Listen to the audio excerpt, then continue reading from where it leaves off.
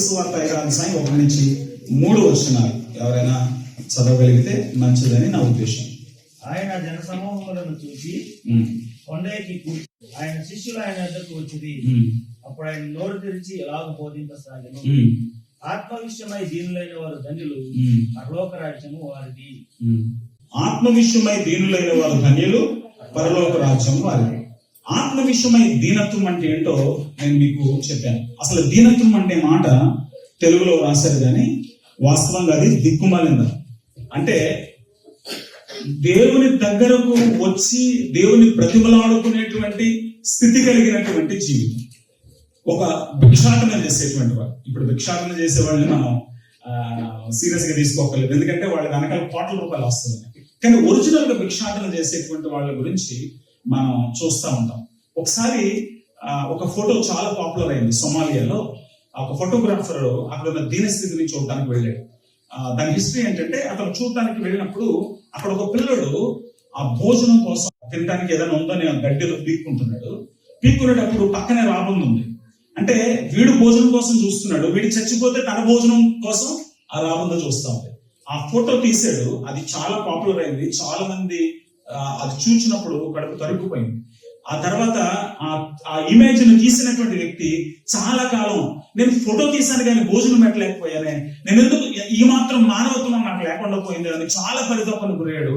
చాలా వేదంతో అతను కూడా చచ్చిపోయాడు. సో దిక్కుమాలినతనం ఎవరినైనా కలిగిస్తుంది. అయితే భౌతికమైన దిక్కుమాలినతనాన్ని ప్రజలు హత్తుకుంటారు కానీ ఆధ్యాత్మికమైన దిక్కుమాలినతనంలో ఉన్నామని ఎవరు గుర్తించలేదు.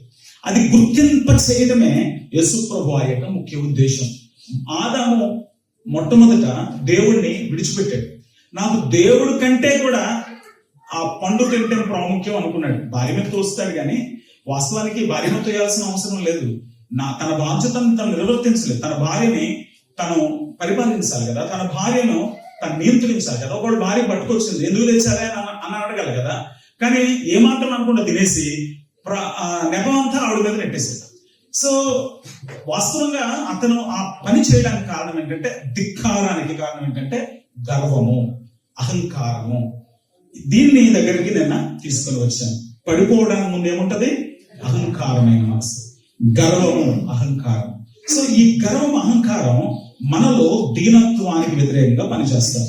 సో దేని బట్టి మనం గర్విస్తున్నాం, దేని బట్టి మనం అహంకారంతో ఉంటున్నాం. మనం వాస్తవంగా గర్వంగా అహంకారంగా ఉండడానికి సరిపోతామా? అవును, డబ్బు ఉంది, వాడు చాలా అహంకారంగా ఉండొచ్చు. లేక కొంతమందికి అందం ఉంది, వాళ్ళ అహంకారంగా ఉండొచ్చు. లేక కొంతమందికి జ్ఞానం ఉంది, వాళ్ళ అహంకారంగా ఉండొచ్చు. కానీ ఒక క్రైస్తవుడు లేక దేవుని రాజ్య సభ్యుడైనటువంటి వ్యక్తిలో అహంకారం తగునా అంటే ఏ మాత్రం కూడా తగదు. ఎందుకంటే ఒక వ్యక్తి యేసుక్రీస్తును అంగీకరించి దేవుని రాజ్య సభ్యుడయ్యాడు అంటే అర్థం ఏంటంటే, అతడు తన యొక్క జీవితంలో యేసు ప్రభు పాపక్షమాపణ కొరకు ప్రార్థన చేశాడు. యేసు ప్రభు కనికరము కొరకు ప్రార్థన చేశాడు. యేసు ప్రభువును చూసి అతను తన జీవితాన్ని మార్చుకున్నాడు. క్రైస్తవ్యం భయంతో కలిగిన మార్పుకు సంకేతం కాదు. అన్ని దేవతలు, దేవుళ్ళు భయపెడతారు. వాస్తవానికి నేను ఎప్పుడు చెప్తాను, మా ఊర్లో ఒక ఫ్రెండ్ ఉండేవాడు. వాడు మా ఇంటికి వచ్చే దారిలో దానం అనే గుడి దగ్గర ఉంటే అక్కడికి వచ్చి దండం పెట్టుకుని వచ్చాడు. అరే నువ్వు చర్చికి వచ్చి ఎక్కడెందుకు దండం పెట్టుకున్నావంటారా అంటే, రే నేను దండం పెట్టుకోకపోతే అది పీడిస్తుందా అని అన్నాడు. అంటే వీడు క్రైస్తవుడు అయ్యిండు కూడా దయ్యాన్ని భయపడుతున్నాయి. సో భయంతోనే చాలా మంది భక్తి చేస్తారు. కానీ క్రైస్తవ్యం భయంతో కాదు. నువ్వు పాపం చేస్తే ప్రభు నిన్ను శిక్షిస్తాడనే భయంతో నువ్వు వచ్చుంటే కొన్నాళ్ళకి నా పాపానికి ఏమీ జరగట్లేదని మళ్ళీ చక్కగా చాప కింద నీరులా నువ్వు భక్తిని అడ్డం పెట్టుకుని పాపం చేయడం మొదలు పెడతావు. చాలా మంది క్రైస్తవులు భక్తిపరులుగా కనిపిస్తూ వెనకాల విచ్చలవిడి వేషాలు వేయడానికి కారణం, లేక సేవకులు మనం చెప్పుకుంటూ కూడా మరి వాళ్ళు 2-3 వ్యవహారాలు అంటే 2-3 వ్యక్తులతో వ్యవహారాలు నడపడానికి గల కారణం ఏంటంటే వాళ్ళలో దేవుని భయం లేకపోవడం. మా వైపే రాజమండ్రిలో ఒక ఆయన ఉన్నాడు, ఖాతీరులో ఉంటాడు ఆయన, జాషువా పట్టాభి అని. ఆ పేరు తీసుకోవడం నేను ఎందుకు భయపడడం లేదంటే, అతని పేరు నా సీడీస్, అతన్ని ఏం చేశాడో అన్ని బయటకు వచ్చింది. నేను అతనికి ఇంటిలో ఆ సంఘం సంబంధించిన వాళ్ళు కూడా అడిగాను. వాళ్ళు ఏమన్నారంటే, అవునంటే మా పాస్టర్ గారు తప్పు చేశాడు, అయితే ఇప్పుడు పశ్చాత్తాపం పడుతున్నాడు అన్నాడు. తన భార్య ఉండగా ఇంకొక అమ్మాయితో అతను కాంటాక్ట్ పెట్టుకొని ఆ అమ్మాయి జీవితాన్ని నాశనం చేసేస్తే, అతడు అంత విచ్చలవిడిగా ప్రవర్తిస్తే అది తప్పు, నువ్వు బోధించడానికి సరిపోవని అతను ఎదుర్కొని మాట్లాడాల్సిన వ్యక్తులు వ్యక్తి పూజలో మునిగిపోయారు. మా జాషువా పట్టాభి గారు మా దేవుడు అన్నట్టుగా తయారయ్యి మా దేవుడు ఏం తప్పు చేస్తే ఏంటి అనేటువంటి స్థితిలోనికి వెళ్ళిపోయారు. అవండి వెలుగు చీకటితో సంబంధం లేదు. నువ్వు వెలుగులో ఉన్నావంటే చీకటి నిన్ను చూసి పారిపోవాలి, లేకపోతే చీకటి నిన్ను చూసి మటుమాయం అయిపోవాలి. వెలుగుకు చీకటితో సంబంధం లేదు, క్రీస్తుకు బలియాలతో సంబంధం లేదు, దేవుని ఆలయానికి విగ్రహాలతో సంబంధం లేదు. నువ్వు ఒకవైపు ఉంటూ ఇంకోవైపు ఉండడానికి లేదు. ఒకవైపు ఉంటూ ఇంకోవైపు కూడా ఉంటున్నావంటే అది నులివెచ్చని స్థితి అంటారు. దాని గురించే రాత్రి చెబుతూ మధ్యలో ఆపేశాను. నాకు ఎవరో దేవుడు మాట్లాడుతున్నట్టుగా, ఎవరో దేవుడు కాదు, క్షమించండి, ఎవరో చెప్తున్నట్లుగా లేక దేవుడే మాట్లాడుతున్నట్టుగా ఆపే అన్నట్టుగా అనిపిస్తే వెంటనే ఆపేశాను. వాస్తవంగా ఇంకొక 9 నిమిషాలు ఉన్నాయి కానీ నేను ఆపేశాను.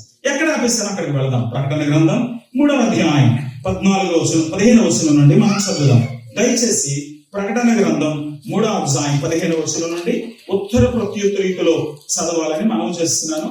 మరి ఇక్కడ ఉన్నటువంటి రాజు గారు కానీ లేక మైక్ ఎవరి దగ్గర ఉంది, జస్టిన్, మీరైనా ఒక వచనం చదవచ్చు, మిగతా వాళ్ళంతా తర్వాత వచనాన్ని చదవడానికి ప్రయత్నించండి. నీ క్రియలను నేను ఎరుగుదును, నీవు చల్లగానైనను వెచ్చగానైనను లేవు. నీవు చల్లగానైనను వెచ్చగానైనను ఉండిన మేలు. నీవు వెచ్చగానైనను చల్లగానైనను ఉండగా నీవు వెచ్చగా ఉన్నావు కనుక నీవు దౌర్భాగ్యుడవును, దిక్కుమాలిన వాడవును, దరిద్రుడును, గుడ్డివాడవును, దిగంబరుడునై ఉన్నావని ఎరుగక నేను ధనవంతులను ధనవృద్ధి చేసి ఉన్నాను, నాకేమీ కొదవలేదని చెప్పుకొనుచున్నావు.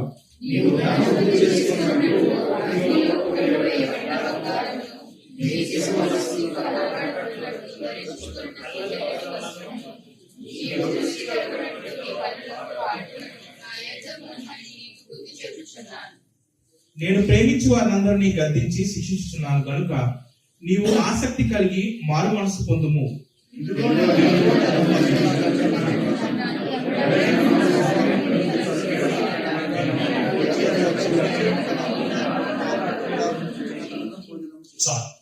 యేసు ప్రభువు వారు లవొదికయలో ఉన్నటువంటి సంఘానికి ఈ వర్తమానాన్ని తెలియజేస్తున్నారు. లవొదికయలో ఒక సంఘం అంటూ ఉన్నదన్న విషయం మనకి ఇక్కడ వచ్చే వరకు కూడా అర్థం కాదు. వాస్తవానికి పత్రికలు చూసినప్పుడు ఎఫెసీ పత్రిక, కొలసీ పత్రిక, ఫిలిప్పీ పత్రిక, గలతీయులకు రాసినటువంటి పత్రిక, ఇలా పత్రికలు చూసినప్పుడు అవి ఆయా ప్రాంతాల్లో ఉన్నటువంటి సంఘాలకు సూచనగా వాళ్ళకు రాయబడిన పత్రికలుగా వెంటనే గమనిస్తాం. కానీ లవొదికయ అనేటువంటి పేరు మనకి ఎక్కడ తారసపడ్డట్టు వెంటనే అనిపించింది. కానీ వాస్తవంగా లవొదికయ గురించి అనేకమైనటువంటి రెఫరెన్స్లు బైబిల్లో ఉన్నాయి. అపొస్తలుల కార్యములు 19:10 చదివినప్పుడు బహుశా పౌలు గారు ఎఫెసీ పట్టణంలో ఉంటున్నప్పుడే ఈ లవొదికయలో సంఘం ఆరంభించబడి ఉంటుందని బైబిల్ చరిత్రకారులు చెప్తా ఉంటారు. అయితే అక్కడ ఉన్నటువంటి సంఘాన్ని చూడటానికి కొలసీ పత్రిక 4వ అధ్యాయం 12-13 వచనాలను బట్టి ఎపఫ్రా అనేటువంటి వ్యక్తి వెళ్ళాడని లేఖనాలను బట్టి అర్థం చేసుకుంటాం. ఈ ప్రాంతానికి అతడు సువార్త ప్రకటించిన తర్వాత, సంఘం ఏర్పడిన తర్వాత పౌలు గారు అక్కడ ఉన్నటువంటి సంఘానికి మరి ఉత్తరాలు రాస్తూ ఉండేటువంటి వాడు. పౌలు గారు ఎప్పుడు ఆ ప్రాంతం వెళ్ళినట్లు చారిత్రక ఆధారాలు లేవు, కానీ అతడు ఆ సంఘాన్ని మానిటర్ చేస్తూ ఉండేవాడు. కొలసీ పత్రిక 2వ అధ్యాయం 1వ వచనం, 4వ అధ్యాయం 13-16 వచనాలు చూసినప్పుడు పౌలు గారు ఈ సంఘాన్ని నడిపిస్తూ ఉండేటువంటి వాడు అనేది మనం అర్థం చేసుకోవచ్చు. అయితే యేసుక్రీస్తు ప్రభు వారు ఇక్కడ మాట్లాడుతున్న మాటలు కొన్ని మనకి విచిత్రంగా అనిపిస్తాయి. నీ క్రియలను నేను ఎరుగుదును, నువ్వు చల్లగానైనను వెచ్చగానైనను లేవు, నువ్వు చల్లగానైనను వెచ్చగానైనను ఉండిన మేలు. దీన్ని తీసుకున్నప్పుడు వాళ్ళు 2 రకాల జీవితాల్లో ఉన్నారని మనకు వెంటనే అర్థమవుతుంది. కానీ దీనికి ఒక చారిత్రక నేపథ్యం ఉంది. ఇప్పుడు మీకు కొన్ని విషయాలు చెప్తాను. యేసు ప్రభు గలిలయలోనే ఎందుకు పరిచర్య మొదలుపెట్టాడు? గలిలయలోనే మనుషులు ఎందుకు ఏర్పాటు చేస్తున్నాడు? ఇది బాగా ఆలోచించాల్సిన విషయం. మీరు ఎప్పుడైనా విన్నారో లేదో నాకు తెలియదు, కానీ గలిలయ సస్యశ్యామలమైనటువంటి ప్రాంతం. గలిలయ చాలా పుష్కలంగా పంటలు పండేటువంటి ప్రాంతం. గలిలయ ఒక విధంగా చెప్పాలంటే, మీరు ఆంధ్ర ప్రాంతానికి వస్తే తూర్పు పశ్చిమ గోదావరిలు ఎలా ఉంటాయో అలా ఉండేటువంటి ప్రాంతం, కానీ అటువంటి డెల్టా ప్రాంతం అయితే కాదు. అక్కడ కూడా కొండలు, లోయలు ఉన్నాయి, కానీ చాలా మంచి ప్రాంతం. అక్కడ ప్రజలు చాలా సుభిక్షంగా బ్రతుకుతుండేవారు. అయితే మా కోనసీమ వారికి పౌరుషం ఉన్నట్టే ఆ గలిలయకు పౌరుషం చాలా ఎక్కువ. వాళ్ళు మాట అంటే అసలు పడరు. ఎంతగా మంచిగానే ఉంటారు, అందరితో చక్కగా సర్కాస్టిక్ గా నవ్వుతూ ఉంటారు, కానీ వాళ్ళకి మాట తేడా వస్తే మాత్రం ప్రాణాలు తీయడానికి కూడా తెలియదు. వాళ్ళు నమ్ముతారు, వెంటనే చెప్పింది చెప్పినట్టు, వాళ్ళకి చెప్పినటువంటి బోధలో వాళ్ళకి ఇది వాస్తవం అనిపిస్తే మాత్రం ఆ బోధన నమ్ముతారు, దానికోసం ప్రాణాలు ఇచ్చేస్తారు. అయితే ఎప్పుడైనా ఆ బోధన ఒకవేళ వాళ్ళు స్వీకరించారనుకోండి, ఆ బోధని లేకపోతే ఆ నమ్మకాన్ని ప్రపంచమంతా వ్యాప్తి చేయడానికి ఒక్క క్షణం కూడా వెనుకాడు. అంటే వాళ్ళు పోరాట పట్టిన ఉంది, మంచి మనసు ఉంది, విస్తృతంగా అర్థం చేసుకోగలిగిన జ్ఞానం ఉంది. గలలి అనేటువంటి ఆ ప్రాంతం మిగతా ప్రదేశాలకు అంటే చుట్టూ కొన్ని దేశాలకు దగ్గరగా ఉంది కనుక మల్టీ కల్చర్ ఎక్కువ ఉండేది. అంటే వాళ్ళు అనేక సంస్కృతులను, సంప్రదాయాల్ని ఈజీగా ఆకలింపు చేసుకోగలిగినటువంటి వారు, రకరకాల భాషలు కూడా అర్థం చేసుకోగలిగిన వారు. కనుక యేసు ప్రభు వెళ్ళి అక్కడే బోధ చేయడం మొదలు పెట్టాడు. ఏమండి, యేసు ప్రభు దేవుడు కదండి, ఆయన రాళ్లను కూడా రొట్టెలుగా చేసుకోగలిగిన కెపాసిటీ ఉందేమో కదా. కాబట్టి చీకటిలో ఉన్నటువంటి వాళ్ళకి, మరణస్థాయిలో ఉన్నటువంటి వారి దగ్గరకు వచ్చాడు అని మీరు చాలా మంది చెప్తా ఉంటారు కదా. కాబట్టి ఆయన పాపుల దగ్గరికి రాడా అంటే ఆయన పాపుల దగ్గరికే వస్తాడు. కానీ ఆ పాపి ఆయన వర్తమానాన్ని స్వీకరించడాన్ని నిరాకరిస్తూ ఉంటే, ఆ పాపి తన వర్తమానాన్ని విని యేసు ప్రభుతో సాంగత్యం చేసి ఆయన ఎందుకు విశ్వాసం నుంచి ఆయనతో నడవడానికి సిద్ధంగా ఉండకపోతే ఆయన కంటిన్యూస్ గా వాళ్ళ వెనకాల వెళ్ళడు. ఆయన బోధన పంపించాడు, తిరస్కరిస్తే ఏమన్నాడు ఆయన తన శిష్యులకి? అక్కడ చెప్పులు ధూళి దులిపేసి వచ్చేయండి అన్నాడు. కానీ అక్కడే ఉండండి, కాళ్ళ వేళ పడండి, బతుకులాడండి, మరి మామూలుగా చెప్తే వినలేదా, పాటలు పెట్టండి, పాటలు పెడితే ఏం లేదా, సినిమాలు వేయండి, సినిమాలు చెప్తే కూడా ఏం లేదా, డాన్స్ వేయండి అన్నారు. వాళ్ళు వినకపోతే వదిలేయండి అన్నాడు. యేసు ప్రభు చాలా మర్యాద కలిగిన దేవుడు. నువ్వు చాలా కాలం క్రితం క్రైస్తవుడు అయ్యి ఉండొచ్చు, దేవుడు ప్రేమాస్వరూపమే అని ఉండొచ్చు. కానీ ఒక మాట మీకు చెప్పమంటారా, మిమ్మల్ని ఎప్పుడో దేవుడు వదిలేశాడేమో, నాకు తెలియదు ఆ విషయం. నేను మిమ్మల్ని భయపెట్టట్లేదు, బాధ పెట్టట్లేదు, కానీ మిమ్మల్ని దేవుడు వదిలేశాడేమో అని ఎందుకు అంటున్నానంటే, మీ జీవితం సరిగ్గా లేనప్పుడు దేవుడు మీతోటే ఉన్నాడు అనుకోవడం మీ భ్రమ, మీ అమాయకత్వం, మీ అజ్ఞానం. సంసోను వ్యభిచారంలో ఉన్నప్పుడు దేవుడు తనతోటే ఉన్నాడు అనుకున్నాడు. కానీ ఫిలిస్తీన్ల మీద పడినప్పుడు అతని భార్య లేవు ఫిలిస్తీన్ల మీద పడ్డారంటే ఈయన విరజముకుందాం అనుకున్నాడు, కానీ బలం రావట్లే. ఎందుకంటే దేవుడు అతన్ని విడిచిపెట్టేశాడు. యెహోవా అతనిని ఎడవాసని అతనికి తెలియలేదు. దేవుడు వదిలేశాడని అతనికి అర్థం కాలేదు. ఉన్నాడు అనుకుని విరజమ్ముకుంటున్నాడు. చాలా మంది దేవుడు ఉన్నాడు అనుకుని విరజమ్ముకుంటున్నారు. కానీ ఒకవేళ మీ అంతరంగంలోనికి చూసుకుంటే, తొంగి చూస్తే ఒకవేళ దేవుడు కనపడడేమో అని నాకున్నటువంటి ఆలోచన. ఒకవేళ మీలో దేవుడు లేక మీరు దేవుడితో ఉంటే చాలా మంచిది.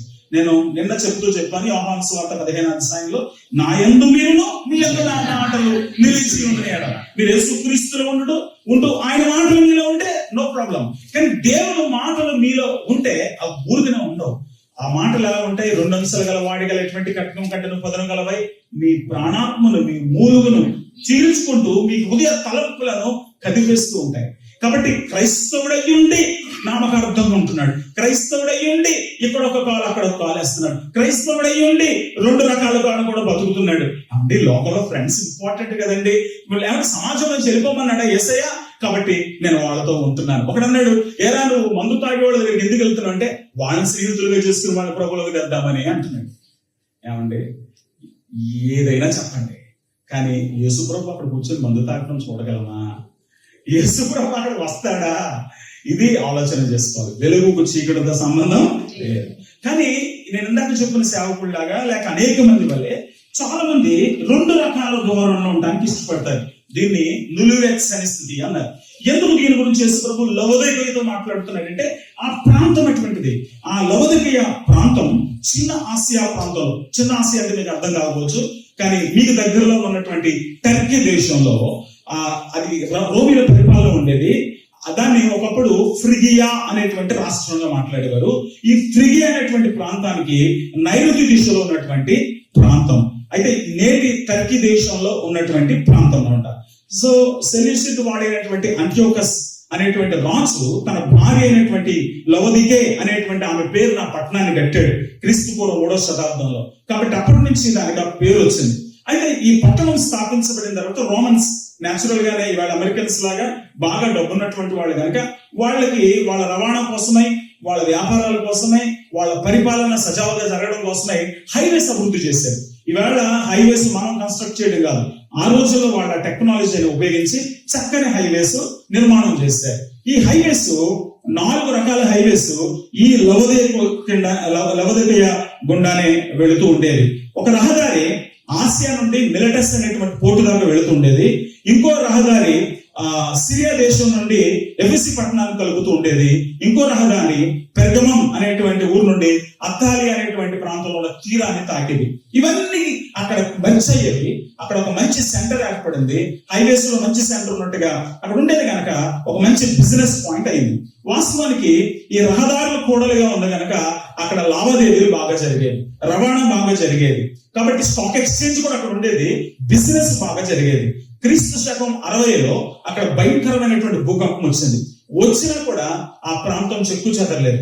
వాళ్ళకున్నటువంటి ధనంతో, వాళ్ళకున్నటువంటి స్తోమతతో నీరో చక్రవర్తి వాళ్ళకి డబ్బులు ఆఫర్ చేసినా కూడా మాకేం అక్కర్లేదయ్యా, మేము సెల్ఫ్ సఫిషియెంట్ అని చెప్పేసి వాళ్ళు తమకున్నటువంటి స్తోమతను బట్టి వాళ్ళు చక్కగా వాళ్ళ ఆ ప్రాంతాన్ని నిర్మించుకోగలిగారు. మంచి ఆడిటోరియంస్ అక్కడ ఉండేవి. అలాగే మంచి బాత్ రూమ్స్, అంటే ఈవేళ మనకి ఈ బాత్రూమ్స్ చూపించండి కానీ వాళ్ళ పెద్ద పెద్ద బిల్డింగ్స్ ఉండేవి. ఆ బిల్డింగ్ లో కోల్డ్ బాత్ ఉండేది, హాట్ స్ప్రింగ్స్ ఉండేవి, ఆ తర్వాత స్టీమ్ రూమ్స్ ఉండేవి. కాబట్టి ఇంత లగ్జరీ వాళ్ళు అనుభవిస్తూ ఉండేవారు. కాబట్టి ఇంత చక్కగా రకరకాల సుఖ సౌఖ్యాలతో వెలసెలుతున్నటువంటి ఆ ప్రాంతం, ఇక్కడ 2 రకాల నీళ్లు కూడా దొరికేవి. ఒక విధంగా అక్కడే మంచి బావులు కానీ లేకపోతే మంచి నీళ్లు దొరికేటువంటి ప్రాంతం కాదు. అక్కడికి వాళ్ళకి వాటర్ కావాలంటే ఇటు కొలసి దగ్గర నుంచి కానీ లేకపోతే అటు హిరేపోలిస్ నుంచి కానీ నీళ్లు రావాల్సి వచ్చేది. హిరేపోలిస్ అనే ప్రాంతంలో హాట్ స్ప్రింగ్స్ ఉండేవి. మంచు పడుతున్న ప్రాంతాల్లో, అగ్ని పర్వతాలు ఉండే ప్రాంతాల్లో సహజంగా హాట్ స్ప్రింగ్స్ ఉంటాయి. నీళ్లు భూముల నుంచి ఉబుకొస్తూ ఉండేవి. ఈ నీళ్లు వీళ్ళు ఏం చేశారంటే చక్కగా వాళ్ళ వైపు వచ్చేటట్టుగా వాళ్ళు కాలువలు తగ్గించుకొని వాళ్ళు యాక్యురేట్స్ కట్టుకున్నారు. సో కూల్ వాటర్ ఏమో కొలసి దగ్గర నుంచి వచ్చేది, ఈ హాట్ వాటర్ ఏమో అటు నుంచి వచ్చేది. చాలా మంది స్నానాలకి హాట్ వాటర్ వాడుకొని తాగడానికి కూల్ వాటర్ వాడుకునేవారు. కానీ 2 స్ట్రీమ్స్ కలిసి వాళ్ళ ప్రాజెక్టుల దగ్గరికి వచ్చేసరికి అది లూక్ వామ్ వాటర్ గా మారేది, అంటే నులివెచ్చని నీరుగా మారేది. నులివెచ్చని నీరు అది ఎంత చెత్తలా ఉండేదంటే చాలా సెడిమెంట్స్ కొట్టుకుని వచ్చేవి కనుక ఆ నీళ్లు తాగితే ఎవరికైనా వాంతులేవి, ఆ నీళ్లు తాగితే ఎవరికైనా విరోచనాలు పట్టుకునేవి. ఆ నీళ్లు వెంటనే అలా కన్సూమ్ చేయడానికి అవకాశం ఉండేది కాదు. కాబట్టి ఆ ప్రాంతం ఎలాగైతే ఉందో ఆ ప్రజలు కూడా అలాగే తయారయ్యారు.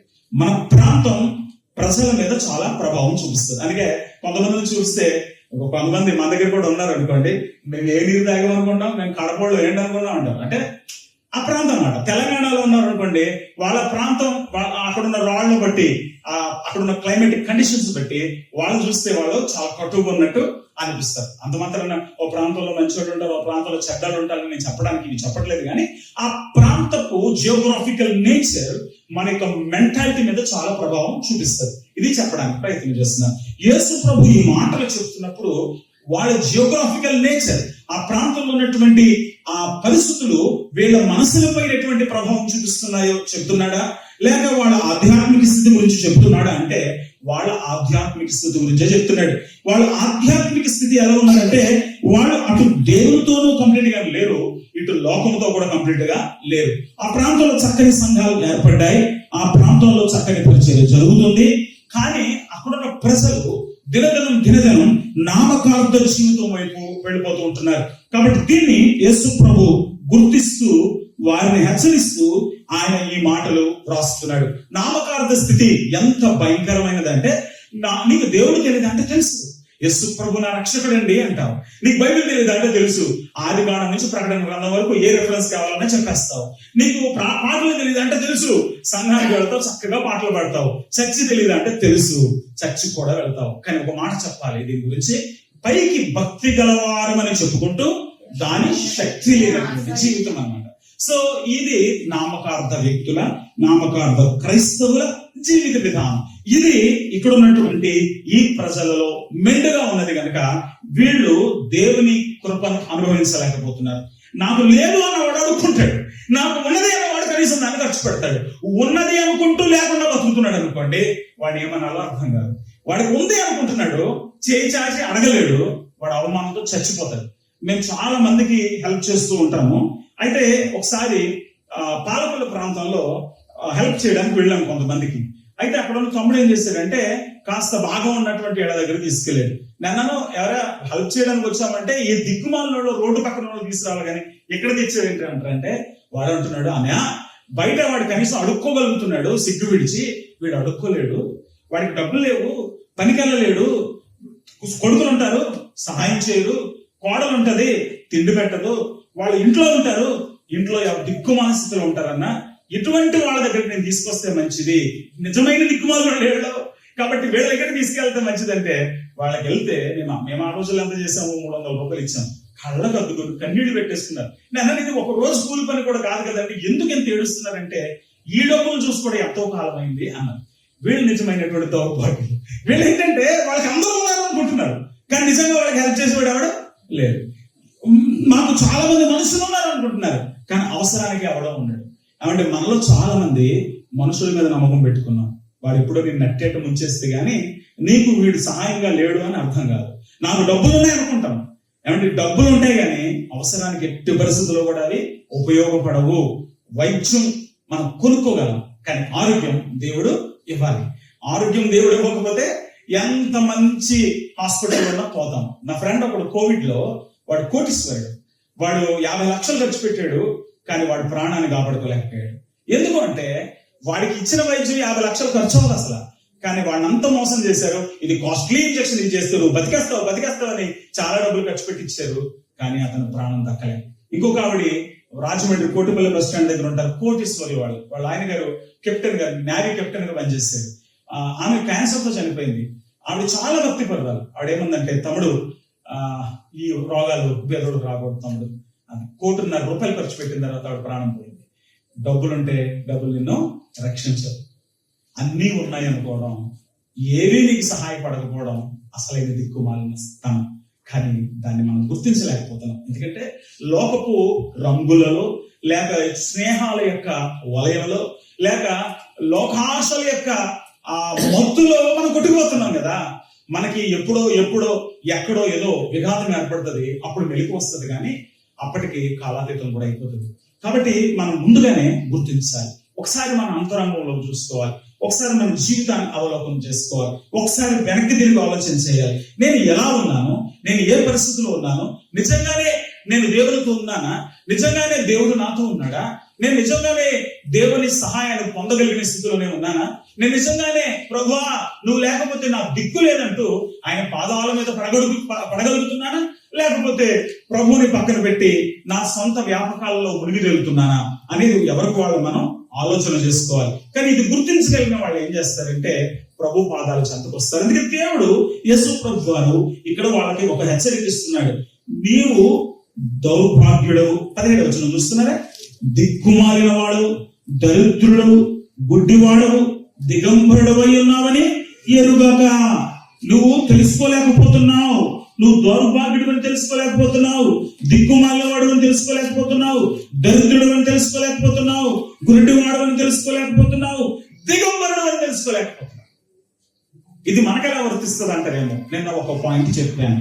మనం అందరం కూడా చక్కని ఆస్తిపాస్తులు కలిగి ఉన్నాం, మంచి వస్త్రాలు కలిగి ఉన్నాం, మంచి బంగారం కూడా కలిగి ఉన్నాం. ఇదంతా మనం ఐశ్వర్యం లెక్కల్లో వేసుకుంటాం.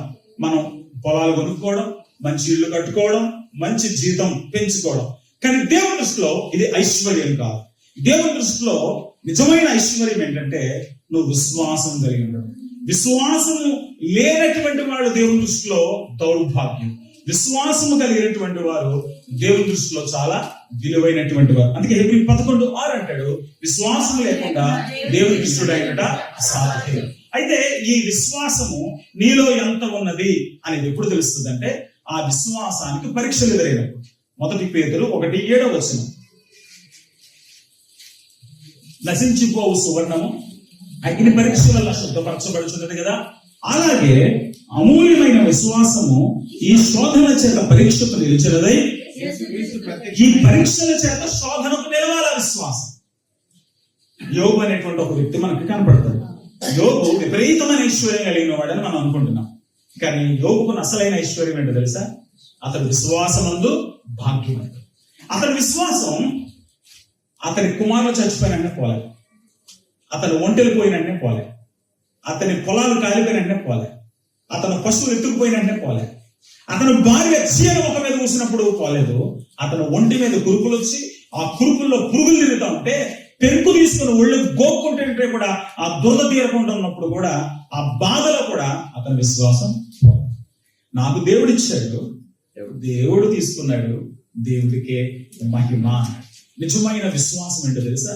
నాకు దేవుడు అద్భుతం చేస్తాడండి, నేను ఉపవాసం ఉంటానండి, ఈవేళ దేవుడు నాతో మాట్లాడతాడండి ఖచ్చితంగా, నేను 40 రోజుల నుంచి 60 రోజుల నుంచి ఉపవాసం ఉంటున్నాను, దేవుడు ఖచ్చితంగా ఈ కార్యం చేసి తీరుతాడు అనేది విశ్వాసం కాదు.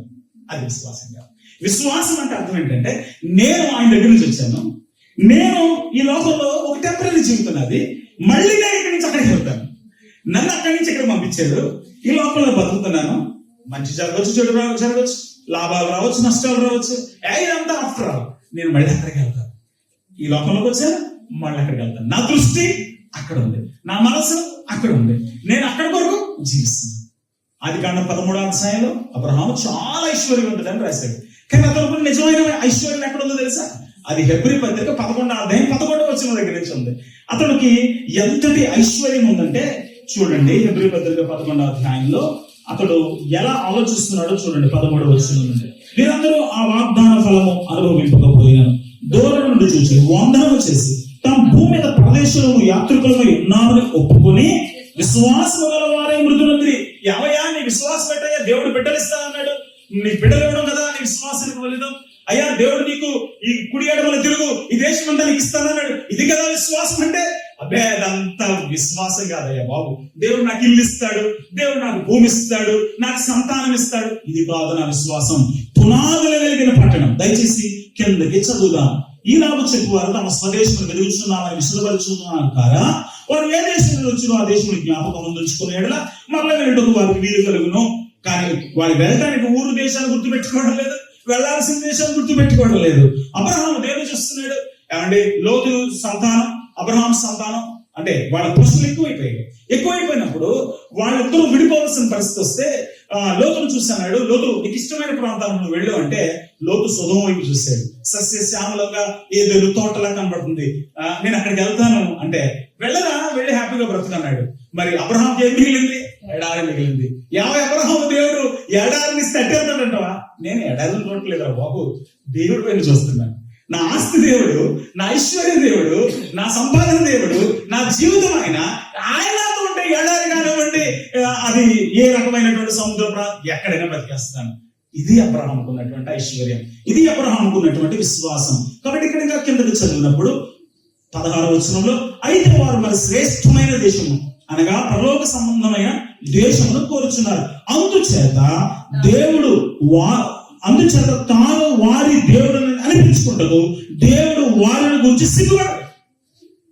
పరలోకంపై దృష్టి పెట్టేవాడు, లోకాన్ని విడిచిపెట్టేటువంటి వాడు, లోక సౌఖ్యాల వైపు, లోక సుఖాల వైపు, లోక కోరికల వైపు, స్త్రీల వైపు, స్త్రీల వైపు, సంపాదన వైపు, పేరు ప్రఖ్యాతుల వైపు చూడకుండా ప్రభువుని చూస్తున్నాడు. ఎందుకంటే వీడర్ నా బిడ్డ అని చెప్పుకుంటాడు. లవోదికీయ సంఘం గురించి ఏమన్నాడు? నిన్ను నా నోట నుండి దుర్గం మూసేద్దామని రెడీగా ఉన్నాను అన్నాడు.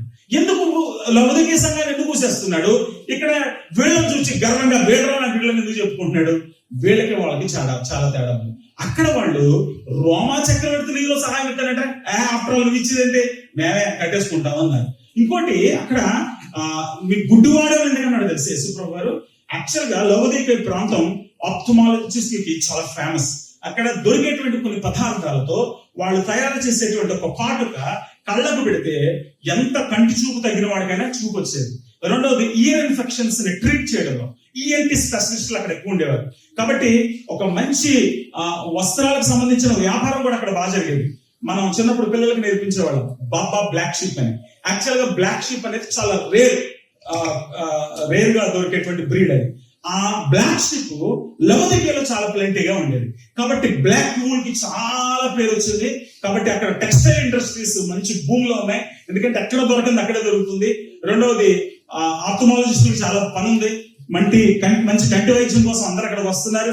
తర్వాత వ్యాపార కూడలిగా ఉంది, మంచి బిజినెస్ జరుగుతుంది కనుక వాళ్ళు మాకేంటి రా అనుకుంటున్నారు. కానీ యేసుప్రభు సంఘాన్ని చూపించి అంటున్నాడు, మీ కళ్ళు కూడా పోయినాయి, మీ కంటి చూపుకి మీ రెమెడీస్ ఏం పనిచేయదు. మీ కళ్ళు పోయింది, భౌతికమైన కళ్ళు కాదు, మీ మనసు, మీ ఆలోచనలు, మీ తలంపులు మురిగిని చేయబడిపోయి మీ దీపం ఆరిపోయి మీరు చీకట్లో బతుకుతున్నారు, మీ కళ్ళు మూయబడ్డాయి.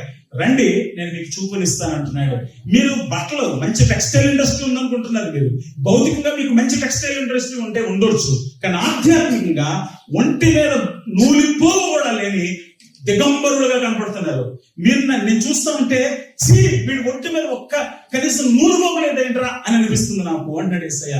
కాబట్టి ఏమన్నాడంటే, మీ దృష్టికి మీరేమో మేము ఐశ్వర్యవంతులు అనుకున్నాం, కానీ నా దృష్టికి నువ్వు అష్టదరిద్రులుగా కనపడుతున్నావు. నీ దృష్టికి ఏమో నేను అందరికంటే చాలా బెటర్, నేను అన్ని చూడగలను, నాకు అన్ని అర్థమవుతున్నాయి అనుకున్నావు.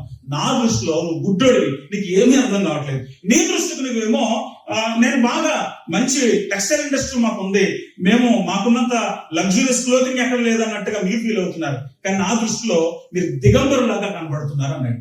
ఇది నులివెచ్చని స్థితికి ఉన్నటువంటి ప్రమాదకరమైన విధానం. నులివెచ్చని స్థితి మనలో ఎంతో ధీమా పుట్టిస్తుంది. ఐఎమ్ బెటర్, నీకంటే నేను బెటరా, వాడికంటే నేను బెటర్. ఆడు పదాబద్ధాలు ఆడుతున్నాను, నేను ఒక్కటే ఆడుతున్నా. నేను వాడికంటే చాలా బెటర్. ఆడు వారంలో ఒకసారి కూడా చర్చికి వెళ్తాను, నేను 10 సార్లు వెళ్తున్నాను. ఇతరులను కంపేర్ చేసుకుంటాం. ఇతరులను కంపేర్ చేసుకుంటే నువ్వు చాలా బెటర్ అనిపించవచ్చు. ఒకసారి ప్రభువును చూడు, ఆ పరిశుద్ధతను చూడు, ఆ మహిమాన్వితాన్ని చూడు, ఆ శిలువ త్యాగాన్ని చూడు, ఆ పరలోక వాసులను చూడు, ఆ పైన ఉన్నటువంటి ఆ లోకాన్ని చూడటానికి దేవుడు నేను మనోనేత్రాలు తెరిస్తే దీన్ని అసహించుకోవడం మొదలు పెడతాను. నా బతికేలా ఉందా, నేను ఎలా ఉన్నానేంట్రా, అయ్యో నా పరిస్థితి ఎలా ఉందేంట్రా అని ఆలోచించడం మొదలు పెడతాం. అబ్రహాము వీళ్ళంతా కూడా ఎటువంటి ఐశ్వర్యం వీళ్ళకు ఉందంటే, వీళ్ళ దృష్టి పరలోకం పైన ఉంది. కాబట్టి ఇక్కడ వారి దేవుడిని అనిపించుకోవడానికి సిగ్గుపడలేదు అనేటువంటి విషయాన్ని మనం చూస్తున్నాం. వాళ్ళ చుట్టూ భౌతికమైన చక్కని ప్రపంచం ఉంది, కానీ వాళ్ళ మనసు పరలోక పట్టణం పైన ఉంది. వాళ్ళ చుట్టూ ఉన్నటువంటి రకరకాల సుఖ సౌఖ్యాల్లో వాళ్ళు కొట్టుకుపోవడం లేదు. అందుకే 1 యోహాను పత్రిక 2వ అధ్యాయం 16-17 వచనాలు అంటాడు, లోకమును దాని ఆశలు గతించిపోవచ్చునని, కానీ దేవుని చిత్తమును జరిగించేవాడు నిరంతరమును నిలుచును. దేవుని చిత్తమును జరిగించాలి. ఓకే, మన జీవితంలో మనం దేవుని చిత్తాన్ని మర్చిపోయాం, మన ఇష్టాన్ని నెరవేర్చుకుంటున్నాం. ఎవడు చెప్పేదేంటి, నా ఇష్టం నాకు తెలుసు అనే అహంకారం, పొగరు అన్ని మనలో ఉన్నాయి. కానీ ఏదో ఒక సందర్భంలో మన జీవితంలో దెబ్బతిన్నప్పుడైనా మనం ప్రభు దగ్గరికి రావాలి. దెబ్బతిన్నప్పుడైనా మనం ప్రభు దగ్గరకు వచ్చి మన జీవితాన్ని సమూలంగా మార్చేసుకోవాలి.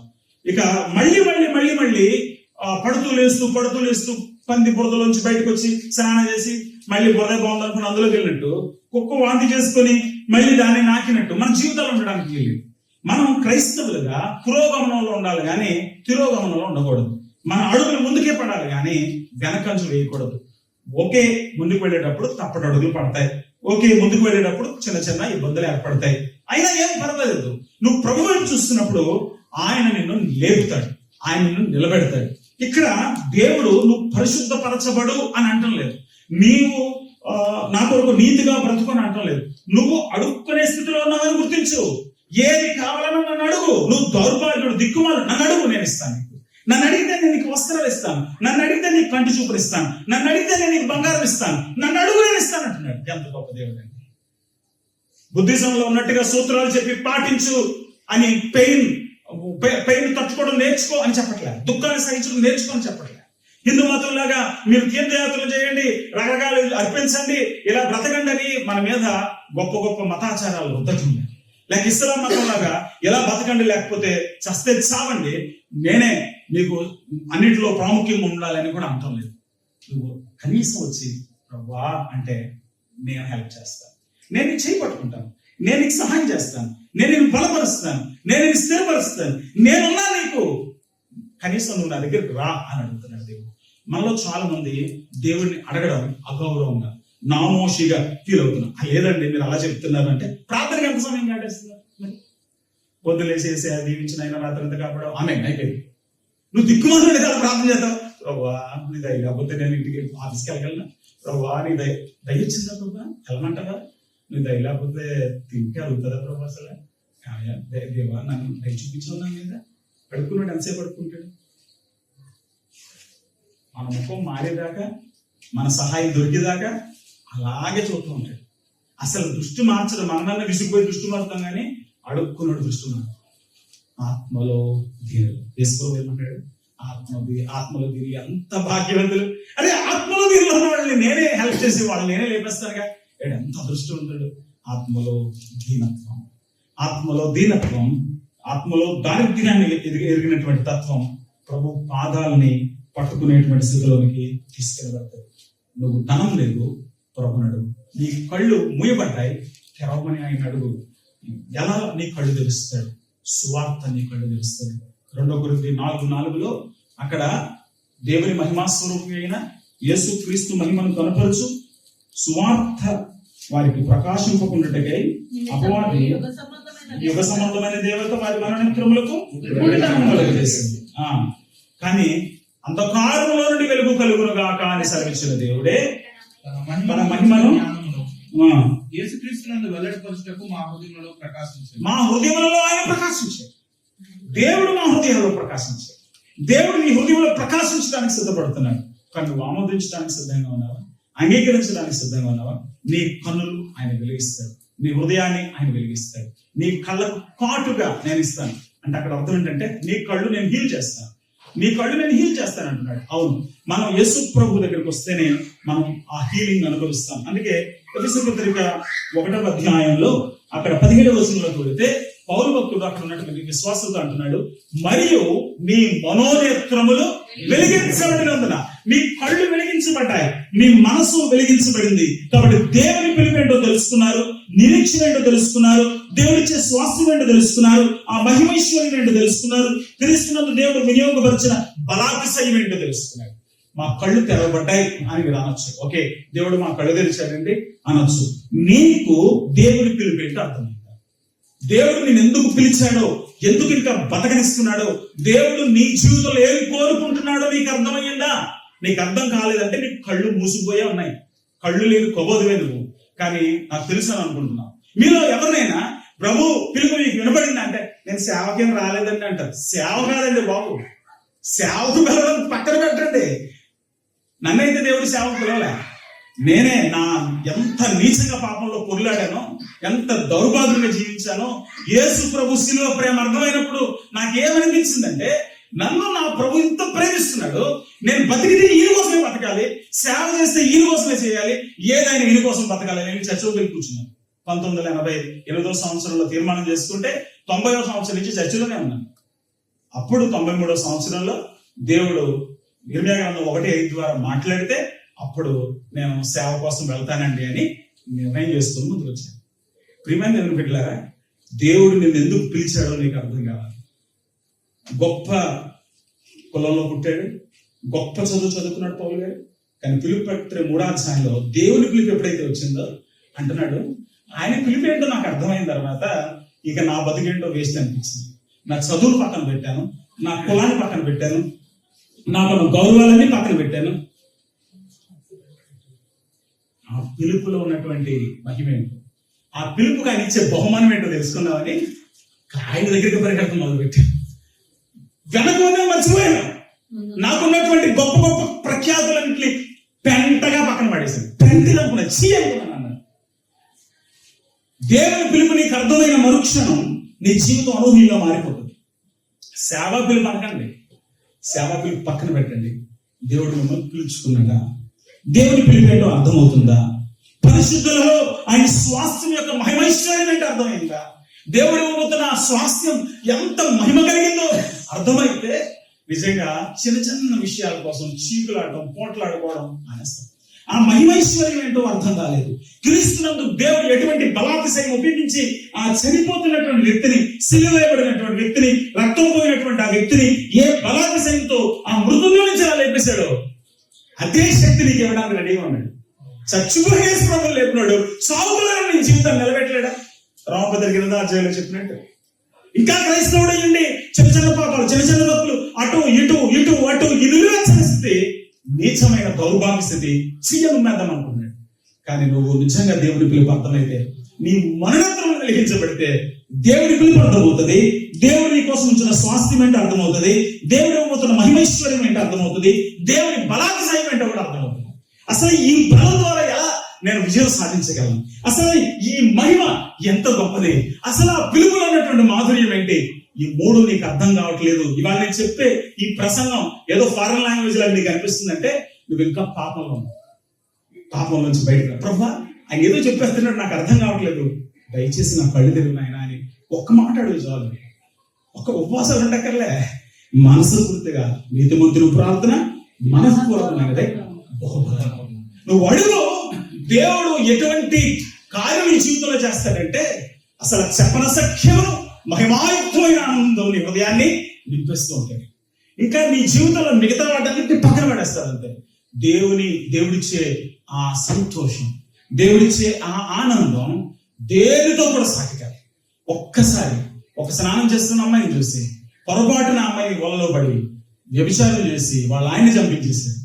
కానీ దేవుని కోల్పోయాడు అన్న విషయం 51 కీర్తనలో అతనికి తర్వాత అర్థమైంది. అప్పుడు కూర్చొని ఏడుస్తున్నాడు, లబో దిగోమని ఏడుస్తున్నాడు. వా, నీ రక్షణ ఆనందం మళ్ళీ పుట్టించిన ఆయన, నీ ఆత్మ నా దగ్గర నుంచి తీసేయక ఆయన. ప్రభా, నా అంతరంగంలో స్థిరమైన మనసు దయచేసి ప్రభా. అటు ఇటు చూస్తున్నాను, అటు ఇటు ఆలోచిస్తున్నాను. ఒకప్పుడు ఇటువంటి వ్యక్తులు కాదు. అయ్యో ప్రభా, నన్ను కనికరించు. నీ రక్షణ ఆనందం, because he know the value of that happiness. ఆ ధన్యత ఏంటో అతనికి అర్థం. ఆత్మలో దీనత్వం వల్ల దేవుడిచ్చే ఆ పరసంబంధమైన సంతోషం ఏంటో, ఆ గొప్ప ఆనందం ఏంటో, ఆ మహిమైశ్వర్యం ఏంటో నీకు అర్థమైనటువంటి మరుక్షణం ఏం కోరుకుంటావు తెలుసా? వా, నువ్వేనాయన, నా వల్ల కాదు. నేను బయటికి వెళ్తే ఆ స్నానం చేసే అమ్మాయి కాదు ఇంకేదో కనపడుతుందేమో. నీ పాదాలు నేను విడిచిపెట్టను. నువ్వు నన్ను ఎక్కడికి వెళ్ళమంటే అక్కడికి వెళ్తా. నువ్వు నన్ను ఏ పని చేయమంటే ఆ పని చేస్తా. మార్క్స్ వార్త 5వ అధ్యాయంలో దెయ్యం పట్టిన వాడు విడుదల చేయబడగానే యేసుప్రభు పాదాల దగ్గరికి వచ్చి ప్రభు అని అక్కడ వచ్చేస్తాను అన్నట్టు. యేసుప్రభు అన్నాడు, ఏం పర్లేదు లేదా, నేను ఎక్కడే ఉన్నానుగా, వెళ్ళి నా గురించి ప్రకటించడం మొదలుపెట్టు, నేను చూసుకుంటాను, నేను వెళ్ళు అన్నాడు. ధైర్యంగా అతను వెళ్ళి దేవుడి గురించి ప్రకటించడం మొదలుపెట్టాడు. యేసు ప్రభు నమ్మిన వ్యక్తికి నిజంగా నువ్వు ఆత్మలో దిక్కుమాలను అర్థమై ప్రభువాని ఆత్మనాదం చేయగలిగినటువంటి స్థితులకు వచ్చుంటే దేవుని కౌగులి, దేవుని ప్రసన్నత, దేవుడిచ్చేటువంటి ఆ యొక్క గొప్ప అవగాహన, ఆయన ఇచ్చే విశ్వాసం, ఆయన ఇచ్చేటువంటి అనిరీక్షణ, తర్వాత ఇంకేమంటున్నాడు ఆయన, నీ వస్త్రములను, నువ్వు దిగంబరుడు కనుక నేను నీకు వస్త్రాలు ఇస్తాను అంటాడు. వస్త్రాల గురించి చెప్పుకుంటూ పోతే చాలా ఉన్నాయి.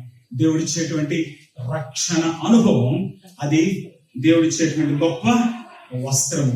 ప్రియమైన దేవుని బిడ్డలారా, ఈ వస్త్రం ఏంటి అంటే, మీరు ప్రకటన గ్రంథం 19వ అధ్యాయంలోకి వెళితే ఆ వస్త్రం ఏంటో అక్కడ చాలా స్పష్టంగా రాశాడు. ప్రకటన గ్రంథం 19వ అధ్యాయంలోనికి మీరు వెళ్ళండి. అక్కడికి వెళ్తే అక్కడ పెండ్లి కుమార్తెగా ఉన్న సంఘాన్ని ఒక పెండ్లి కుమార్తెగా వర్ణిస్తూ ఆ భక్తుడు యోహాను రాసుకుంటూ వస్తున్నాడు. 6-7 వచనాలు. అప్పుడు గొప్ప జన సమూహపు శబ్దమును, విస్తారమైన జలముల శబ్దమును, బలమైన ఉరుముల శబ్దమును పోలిన ఒక స్వరం, సర్వాధికారి ప్రభువునకు మన దేవుడు ఏలుచున్నాడు, ఆయన స్తుతించుడి, గొర్రె పిల్ల వివాహోత్సవ సమయము వచ్చి ఉన్నది, ఆయన భార్య తన్ను తాను సిద్ధపరచుకుని ఉన్నది గనుక మనం సంతోషపడి ఉత్సహించి ఆయనను మహిమపరచమని చెప్పగా వెంటనే మరియు ఇక్కడ చదవనా, మరియు ఆమె ధరించుకుంటకు ప్రకాశములను నిర్మలములైన సన్నపు నార బట్టలు ఆమెకి ఇవ్వబడ్డాయి. ప్రకాశించేటువంటి సన్నని వస్త్రాలు ఇవ్వబడ్డాయి. ఏంటవి?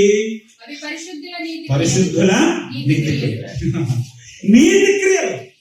మురికి క్రియలు కాదు, పాపపు క్రియలు కాదు, లోకపు క్రియలు కాదు, నీతి క్రియలే దేవుడు నీకు ఇచ్చే మహిమ కలిగినటువంటి వస్త్రాలు. కాబట్టి మన జీవితంలో యేసు ప్రభువును అంగీకరించిన తర్వాత, ప్రభు రక్తము చేత కడగబడిన తర్వాత, ఆయన రక్షణ వస్త్రములతో నిన్ను అలంకరించాడంటే నీతియుక్తమైన జీవితంతో నిన్ను అలంకరించాడు. కాబట్టి ఇక్కడి నుంచి నీ జీవితం ఎలా ఉండాలి?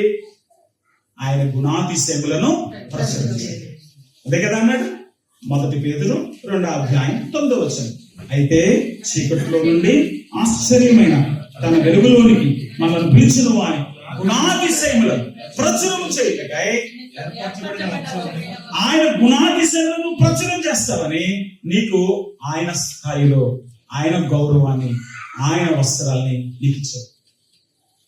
ఆయన ధనవంతుడై ఉండి తన ఐశ్వర్యం వలన మనం ధనవంతులు కావాలని మనమిత్తుమై ఆయన నీతిమంతుడై ఉండి తన నీతిని మనకు ఇస్తున్నాడు. ఆయన నీతిని ఇస్తున్నాడు, ఆయన మహిమనిస్తున్నాడు, ఆయన కృపను మనకు అనుగ్రహిస్తున్నాడు, మనలను నీతి క్రియలతో కప్పుతున్నాడు. ఇప్పుడు వాటిని మురికి చేసుకోకుండా ఆ గుణాతిశయములను ప్రచురం చేస్తూ సత్క్రియల యందు ఆసక్తి కలిగిన ప్రజలుగా మనం జీవించాలి. సత్క్రియలందు ఆసక్తి ఉండాలి మనకి. ఎప్పుడు గొడవ పెట్టుకుంటామా, ఎప్పుడు తేడాలలో అవుదామా, ఎప్పుడు ఎక్కడ కుంకులు పెడదామా, ఎప్పుడు ఎక్కడ ఎవరిని పడేద్దామా, ఎక్కడ ఎవరిని వాడుకుందామా, ఈ దయ్యపు పనులు. ఇక్కడ చదువుదాం మొదటి తీతు పత్రిక 1వ అధ్యాయం, తీతు పత్రిక 1వ అధ్యాయం 2వ అధ్యాయం 14 వచనం. ఆయన సమస్తమైన దుర్నీతి నుండి మనల్ని విమోచించి సత్క్రియలందు ఆసక్తి గల ప్రజలను తన కోసం పవిత్రపరచుకొని తన సొత్తుగా చేస్తుంది. దేని మీద ఆసక్తి ఉండాలి మనకి? సత్క్రియలు, అక్షయతను జీవమును వెదిగేటువంటి సత్క్రియలు, మనం నీతి క్రియలు, ఇవి మనం కలిగి ఉండాలి. కాబట్టి ఇక్కడతో నేను దీన్ని ముగిస్తున్నాను. సో మన జీవితంలో దేవుని వాక్యాన్ని వింటున్న మనం దరిద్రులమని గుర్తించాము, దిక్కుమాలనోడమని గుర్తించాము. దేవుడు ఇవ్వకపోతే నాకు వస్త్రాలు లేవు, నా నీతి క్రియలు ఆయన ముందు మురికి ఉండలే, దేవుడే నన్ను తన నీతితో నింపాలి, నేను పాపిని, నేను దేవుని ముందు ఎదుర్కోవడానికి నాకు అర్హత లేదు, నా కళ్ళని తెరవాలి, ప్రతి క్షణం లోకం వైపు చూస్తున్నాను, నా నిరీక్షణ కోల్పోతున్నాను, పరిశుద్ధిలో దేవుడిచ్చే శ్వాసం వైపు చూడటం లేదు, క్రీస్తులో దేవుడిచ్చే బలాతిశయం వైపు చూడటం లేదు, నా మననేత్రం వెలిగించబడ్డాయి అనుకుంటున్నాను కానీ చాలా సార్లు అటు ఇటు చూస్తున్నాను, నేను దేవుని వైపు చూడటం లేదు. విశ్వాసం కర్త దాన్ని కొనసాగించేవాడైనా యేసు వైపు చూడటం లేదు, ఆ పందెంలో ఆయన చూస్తూ ముందుకు వెళ్ళటం లేదు. కలుపు ప్రతి భారంలో సులువుగా చిక్కులు పెట్టు, ప్రతి పాపంలోనూ పడిపోతూ తొణికిసలాడుతూ తొట్టులు పడుతూ తప్పుడడుగులు వేస్తూ ముందుకు వెనక్కున్నట్టుగా బతుకు సాగుతుంది. అయ్యో ప్రభువా, దయచేసి నేను వైపు చూస్తే ఏకదృష్టి నాకు దయచేయవా, నా కళ్ళు తెరువు నాయనా అని నువ్వు ప్రార్థన చేయగలుగుతావు. ప్రతి క్షణం నిన్ను ఆయన వెలిగిస్తూ ఉంటాడు, ప్రతి క్షణం నిన్ను కప్పుతూ ఉంటాడు, ప్రతి క్షణం నిన్ను ఆయన పోషిస్తూ ఉంటాడు, ప్రతి క్షణం నిన్ను ఆయన బలపరుస్తూ ఉంటాడు. నిన్ను ఏ మాత్రము విడవడు, నిన్ను ఎన్నడూ. యేసు ప్రభు నమ్ముకున్నానండి, నేను నమ్మకంగా ఉండలేకపోతున్నానండి, యేసు ప్రభు నమ్ముకున్నానండి, మరి మీకు చెప్తున్నానండి పాటించడం కష్టం అవుతుందండి. నిన్ను ఎవడు అడిగాడు? నేను ఉండమని ఎవడు అడిగాడు? కనీసం అడుక్కోరా, అడుక్కుంటాను కూడా నీకు అవకాశం ఇవ్వకుండా పొగరుతో, గర్వంతో, అహంకారంతో ఇష్టం వచ్చినట్టుగా బ్రతుకుతా ఉంటే దేవుడు నిన్ను నరకం లేకుండా ఉంటాడు. పరలోకం దీనులు, పరలోకం దరిద్రులు, పరలోకం దిక్కుమానుడు, పరలోకంలో నువ్వు తప్ప నాకు దిగులేదు ప్రభు అని ఏడ్చకూడదు తప్ప పరలోకం పొగరబోదలుగానే. కాబట్టి ఆత్మలో దీనులైన వారు ధన్యులు. ఒకసారి పాట పాడుతుందామా? లేచండి, మీ వాట్సాప్ లో చూసుకోండి. ఆ పాట పాడేటప్పుడు లేచి నిలబడితే బాగుంటుంది. కొంచెం అంటే ఇంకొక గంటన్నర కూర్చోవాలి కదా, 9:30 అయింది, 10ంటికి విడిచిపెడతాం మిమ్మల్ని, ఈ లోపల విడిచిపెడతాం. కాబట్టి లేచి నిలబడండి, కొంచెం కాల్స్ అవుతాయి. ఒకసారి దేవుని వాక్యం ధ్యానం చేసుకోండి, ఆ పాటతో మీరు ఏకీభవించండి.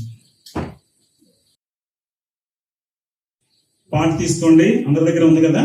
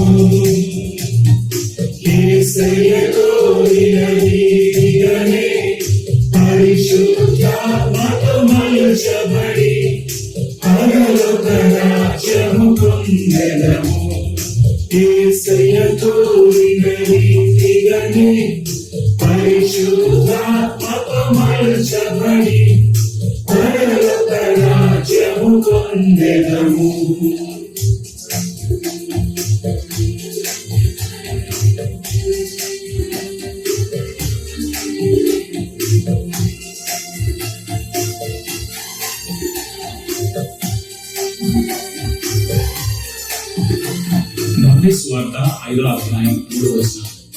ఆత్మ విషయమై దేవులైన వారు ధన్యులు, పరలోక రాజ్యం వారిది.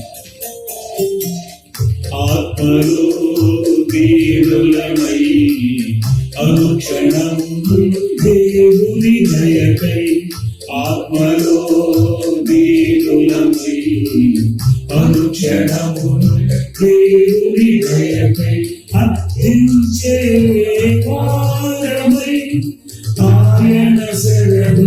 కోరెదము అర్థించే వారమై ఆయన శరణు కోరెదము కన్యకలను నేర్చుకుందాము యేసయ్య కోరిన నీతిగని పరిశుద్ధాత్మతో మలుచబడి పరలోక రాజ్యము పొందెదము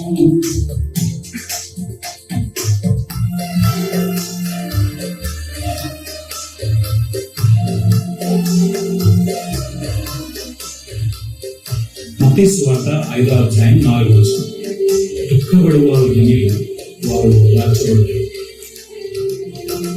సర్వోన్నతుని పరిశుద్ధతను ప్రభావమును పరికిస్తూ సర్వోన్నతుని పరిశుద్ధతను ప్రభావమును పరికిస్తూ యెషయావలె శుద్ధతకై ప్రలాపములను చేసెదము యెషయావలె శుద్ధతకై ప్రలాపములను చేసెదము కన్యకలను నేర్చుకుందాము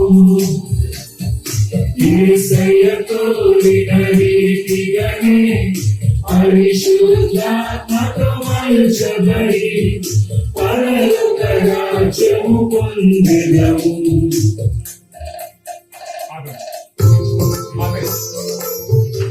దయచేసి వాక్యం అర్థమైతే ఎవరైనా ఒకళ్ళు ఈ మొదటి ధన్యత కొరకై ప్రార్థన చేయండి.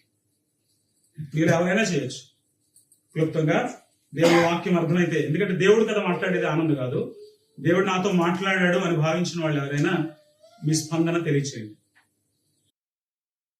పరమ తండ్రి మీకు వందనాలు, స్తుతులు, స్తోత్రాలు, కృతజ్ఞతలు చెల్లిస్తున్నాము దేవా.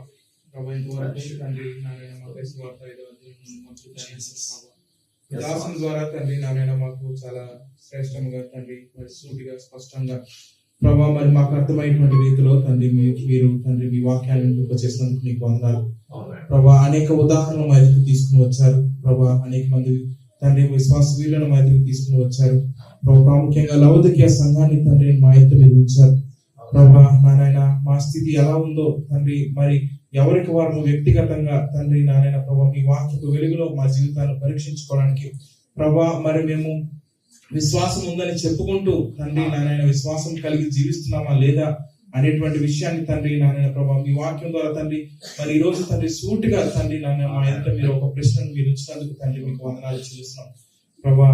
వ్యతమైనటువంటి ఈ యొక్క వాక్యం తండ్రి ప్రభా నేను ప్రతి వాక్యాన్ని విని ఉన్నారు. మీరు ప్రతి ఒక్కరితో మీరు మాట్లాడారని మేము నమ్ముతున్నాం దేవా.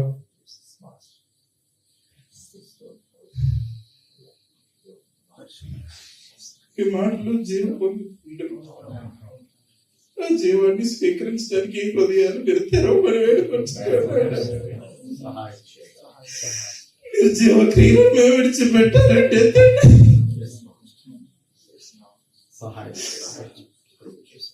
మీ సహాయం మాకు అవసరం. మీ పాదాలు పట్టుకుని అడుక్కుంటున్నారు.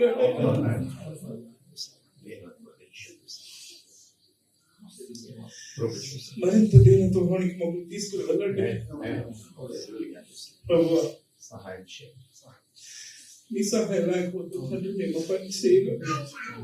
మా స్వనీతిని విడిచిపెట్టి మా హృదయ కాఠిన్యాన్ని విడిచిపెట్టి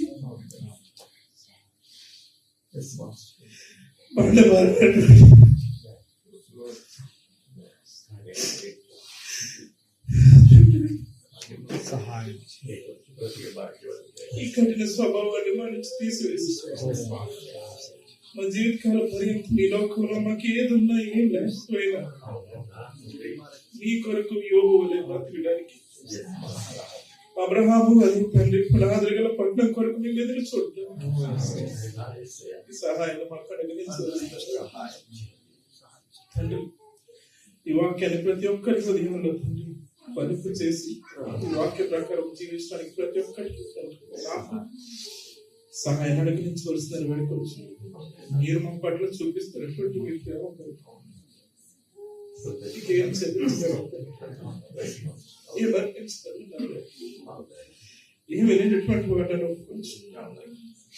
మా ప్రభుని యేసుక్రీస్తు వారి పరిశుద్ధులు ప్రార్థించాలి. Thank you very much. కూర్చోండి. జస్టిన్కి ఎందుకు ఏడుపు వచ్చిందని అనుకుంటారు మమ్మల్ని విచిత్రంగా. కానీ దయచేసి మత్తయి సువార్త 5:4 చూడండి. దుఃఖపడు వారు ధన్యులు, వారు ఓదార్చువారు. నిజంగా దేవుని పరిశుద్ధతను చూసినప్పుడు ఎవరు ఉదయాలను పెరిగిపోయి. 55వ కీర్తన దయచేసి తీయండి. 6 నుంచి 6, 7 చరణాలు, అలాగే 16వ చరణం చదవండి. అందరూ బైబిల్ తీసుకోండి. 55వ కీర్తన. ఆహా, గువ్వవలే నాకు రెక్కలున్న ఎడల నేను ఎగిరిపోయి నెమ్మదిగా ఉందని త్వరపడి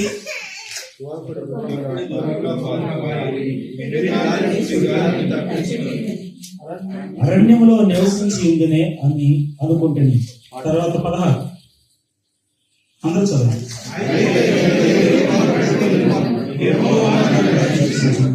22 నీ భారం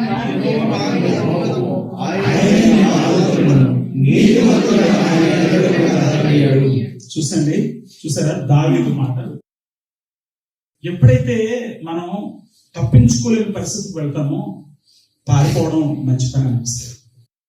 2 తిమోతి 2:22 పౌలు భక్తుడు తిమోతికి హెచ్చరిక చేస్తాడు. నువ్వు యవనేచ్చులండి నిలిచి పోరాడని చెప్పలే. నిలిచి నేను నిలబడగలను, నువ్వు చూపించుకుంటాను అనమని చెప్పలేదు. అలా అనుకుని నేను చాలాసార్లు పాపంలో పడ్డాను. నేను దేవుని ఆత్మ నాలో ఉంది, నేను ఇంకొకళ్ళు మార్చుదానే తప్ప నన్ను ఎవడో మార్చలేడు అనుకుని ముందుకెళ్ళి బొక్కబొర్లా పడ్డాను నేను. అప్పుడు అర్థమైంది నా కెపాసిటీలు ఏమీ లేదని. అర్థమైంది. లేకపోతే ఇందాక ఎవడో పాస్టర్ గురించి చెప్పాను, ఆ లిస్టులో నేనే ఫస్ట్లో ఉండేవాడిని. సేవకులకు దొరికినంత అవకాశం ఎవరికి దొరకదు. బోడంత అభిమానుల దగ్గరకు వచ్చి కూర్చొని అన్నయ్య అని పావేస్తుంటాయి. కానీ దేవుని పాదాల చెంతకు పరిగెత్తడం నేర్చుకున్న వాడిని పట్టుకోగలిగిన పాపం ఏది ప్రపంచం లేదు. నువ్వు ఆయన పాదాల చెంతకు పరిగెట్టగలుగుతున్నప్పుడు నేను ఏది తరమలేదు. నువ్వు నిలబడదాం, దాని సంగతి ఏంటో చూద్దాం అనుకున్నప్పుడు అయిపోయింది నీ జీవితం, కథ క్లోజ్. అందుకే ఇక్కడ అన్నాడు 5వ చరణంలో 6వ చరణంలో, ఆహా గువ్వలే నాకు రెక్కలున్న ఎడల. గువ్వతో ఎందుకు పోల్చుకున్నాడు? గద్దతో పోల్చుకోవచ్చు కదా. గువ్వలతో ఎందుకు పోల్చుకున్నాడు? గువ్వ మూలుగుతా ఉంటది కదా. గోవుకున్న లక్షణం ఏంటి? మూలుగుతా ఉంటుంది. స్వేచ్ఛ కొరకైనటువంటి ఆర్తనాదం. మానవ పతనం ఆరంభమైనటువంటి కాలం నుండి కొనసాగుతూనే ఉంది. కాస్త ఆదరణ కోసం ఆశతో ఎదురు చూస్తున్నటువంటి వ్యక్తులు తరచుగా ఇటువంటి ఆర్తనాదాన్ని చేయడం పరిపాటి. ఎవరికి తమ గోడు వినిపించుకోవాలో దావీదుకి అర్థమైంది. బ్రదర్ నాకు కొంచెం సాయం చేయవా, నేను నిలబడలేకపోతున్నానని పాస్టర్ దగ్గరికి వెళ్తే పాస్టర్ ముంచేస్తారు. పాస్టర్ వ్యతిరేకంగా వాక్యం చెప్తున్నాను అనుకోకండి, నేను ప్రభువుకు అనుకూలంగా చెప్తున్నాను. అక్కడ పాస్టర్ అనే పదమే కానివ్వండి, పెద్ద అనే పదం కానివ్వండి, ఏ పదమైనా నాకు పెద్ద సమస్య కాదు. ప్రభు దగ్గరికి పరిగెత్తాలి. నేను ఎందుకు ఈ పదం చెప్పాల్సి వస్తుందంటే చాలా మంది మా దగ్గరకు వచ్చి మమ్మల్ని మేమేం చేస్తాం, మీరు మమ్మల్ని మార్చేది అంటారు. నన్నే మార్చుకోలేకపోతున్నాను, నేను మార్చుకోలేకపోతున్నాను. నేను ఏడ్చేవాడిని. నేను ఆయన కాళ్ళు పట్టుకుని కాళ్ళ బతుకులాడుకునే వ్యక్తిని. కావాలంటే మీకు ఎలా ఏడవాలో నేర్పుతా, ఎలా బతుకులాడుకోవాలో నేర్పుతా. కానీ నిలబడ్డం నా వల్ల కాదు. నిలబడ్డం నేను నేర్పించలేను. దావీదుకి అర్థమైంది. 16వ చరణంలో అతను ఏమంటున్నాడు?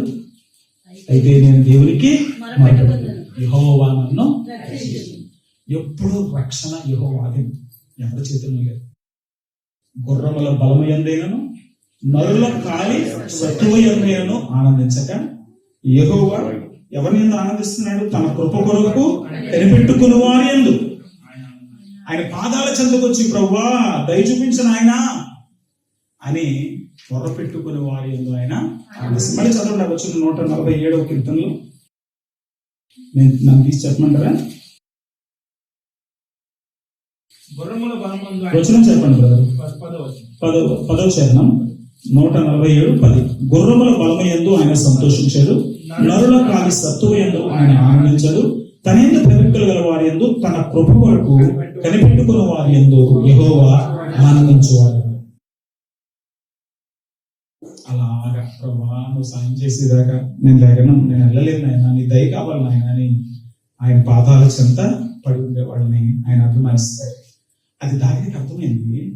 ఇప్పుడు ఏమంటున్నాడండి ఇతను, అయితే నేను దేవునికి మొర్ర పెట్టుకుందును. మొర్ర అనే పదం చాలా లోతైన అర్థంతో కూడి.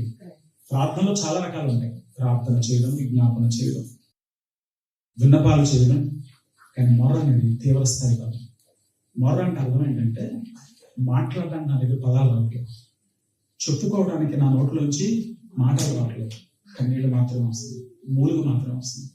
నీకు అయినటువంటి వాళ్ళు చచ్చిపోయారు అనుకోండి, అసలు మాటలు రాదు, ఇంకా మాటలు పెగలవు. గుండెల్లో నుంచి దుఃఖం పొంగొస్తూ ఉంటే తల బాదుకుంటూ మూలకు వస్తాయి. దాన్ని మొరపెట్టాను. దేవుడికి నేను ప్రార్థన చేశాను,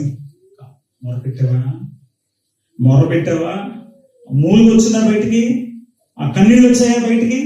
అది కదా కీర్తనకారుడు చెప్తున్నాడు 55వ కీర్తనలో 22వ చరణంలో ఏమన్నాడంటే, నీ భారం యెహోవా మీద మోపుము, ఆయన ఆదుకొను, నీతిమంతులను ఆయన ఎన్నడను కదలడు. నువ్వు నిజంగా ఆయన పాదాల చెంతకు వెళ్తే, నిజంగా ఆయన పాదాలను ఆశ్రయించగలిగితే ఆయన నిన్ను ఏమాత్రం కూడా విడిచిపెట్టడు.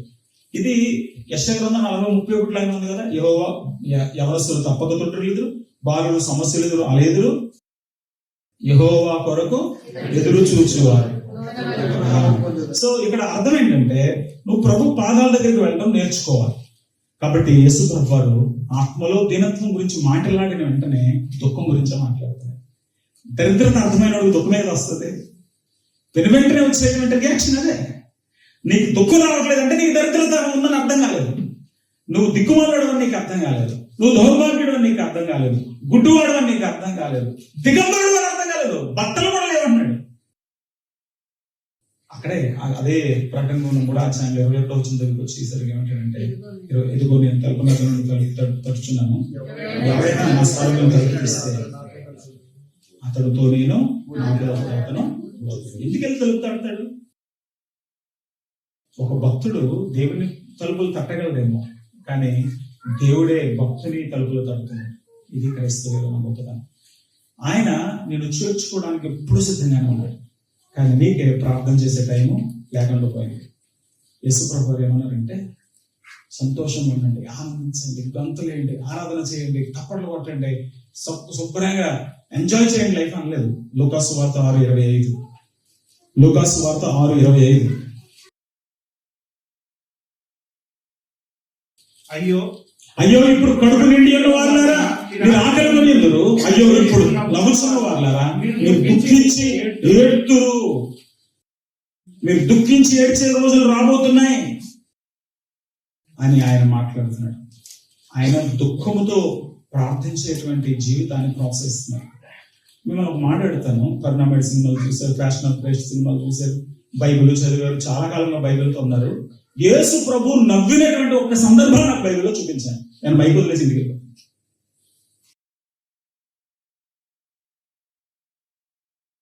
అందరూ వింటున్నారు?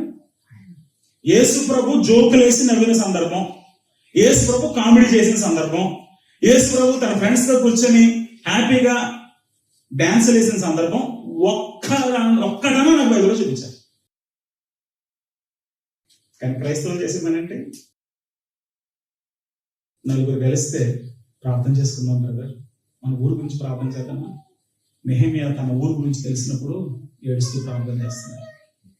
బైబిల్లో ఉన్న భక్తులందరూ ప్రార్థనకి సమయం కేటాయించిన వాళ్ళే తప్ప 10 మందితో కలిసి డ్యాన్స్లు వేసిన వాళ్ళు, నవ్వునోళ్ళు కాదు. ఇవాళ చర్చలో జనాలు రావట్లేదని ఎంటర్టైన్మెంట్ ప్రోగ్రామ్స్ అయిపోయాయి. వీళ్ళకి నిజంగా ప్రభు అర్థం కాలేదు, శిలువ అర్థం కాలేదు. అంటే దేవాతి దేవుడు నరుని అవతారం ధరించాల్సిన అవసరం ఏంటి? ప్రతి క్రిస్మస్ యేసు ప్రభు వచ్చాడని డ్యాన్స్లు వేద్దాం, కానీ అయ్యా నువ్వు ఇంతగానో నువ్వు తగ్గించుకున్నావే, మేము తగ్గించుకోలేకపోతున్నాం, మేము క్షమించలేకపోతున్నాం, మేము ఇతరులను స్వీకరించలేకపోతున్నాం, నీకోసం బతకలేకపోతున్నాం అని ఏడ్చివాడు అన్నాడు. అందుకే మన నవ్వుని దుఃఖానికి మార్చే రోజులు అతి దూరంలోనే ఉన్నాయి. కాబట్టి యేసు ప్రభువుని గురించి ఒకసారి ఆలోచన చేయండి. దుఃఖపడడం అంటే అర్థం ఏంటి?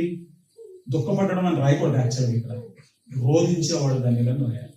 వాస్తవంగా ఉన్న పదానికి అర్థం రోధించువారు ధన్యులు. ఏడుపు కొట్టోడు ధన్యులు అంటారు ఏంటండి? ఏడుపు కొట్టోడిని లోకం స్వాగతించదు. లోకానికి స్టాండప్ కామెడీ కావాలి. లోకానికి ఎంత వికటాట్టహాసం చేస్తే అంత ఆనందం కావాలి. కానీ దేవునికి రోధించేవాళ్ళు కావాలి. ఇర్మియా గ్రంథం 9వ అధ్యాయం మీరు చదివితే ఇర్మియా ఆ రోజుల్లో ఉన్నటువంటి ప్రజలను హెచ్చరిక చేస్తున్నాడు.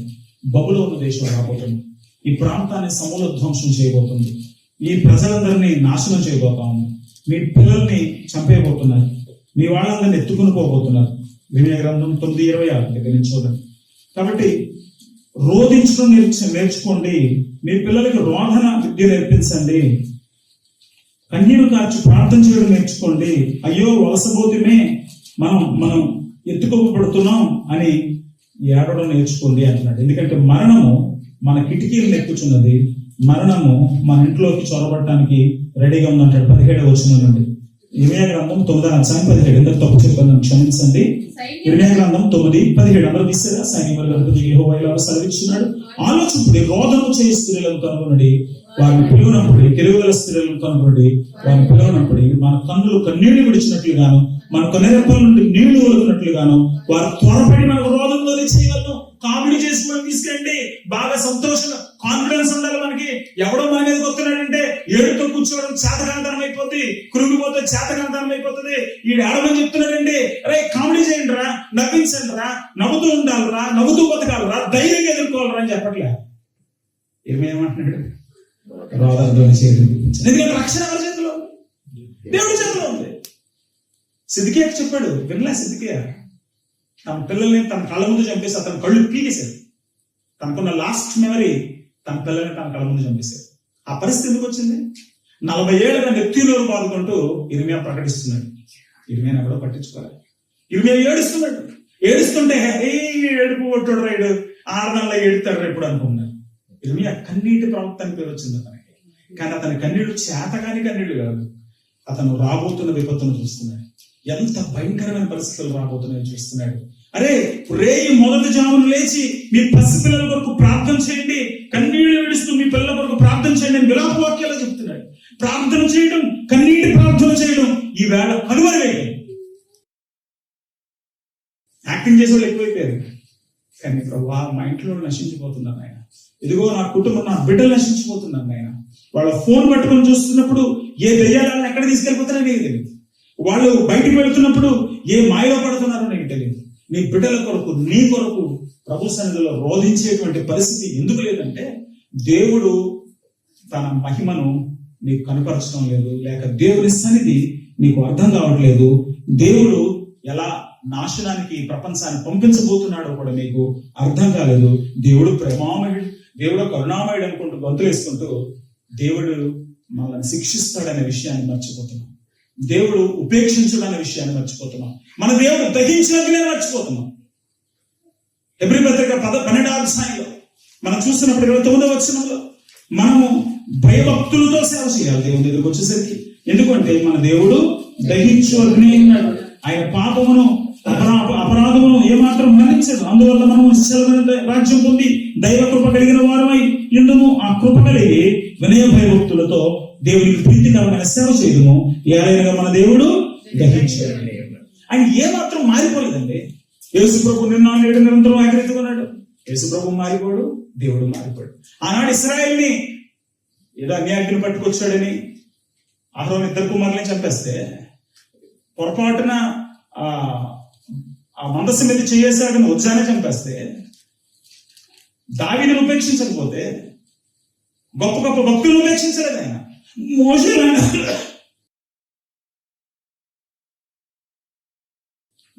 లాంటి కూడా ఒక అన్నం దేశం వెళ్తానికి వెళ్ళాడు.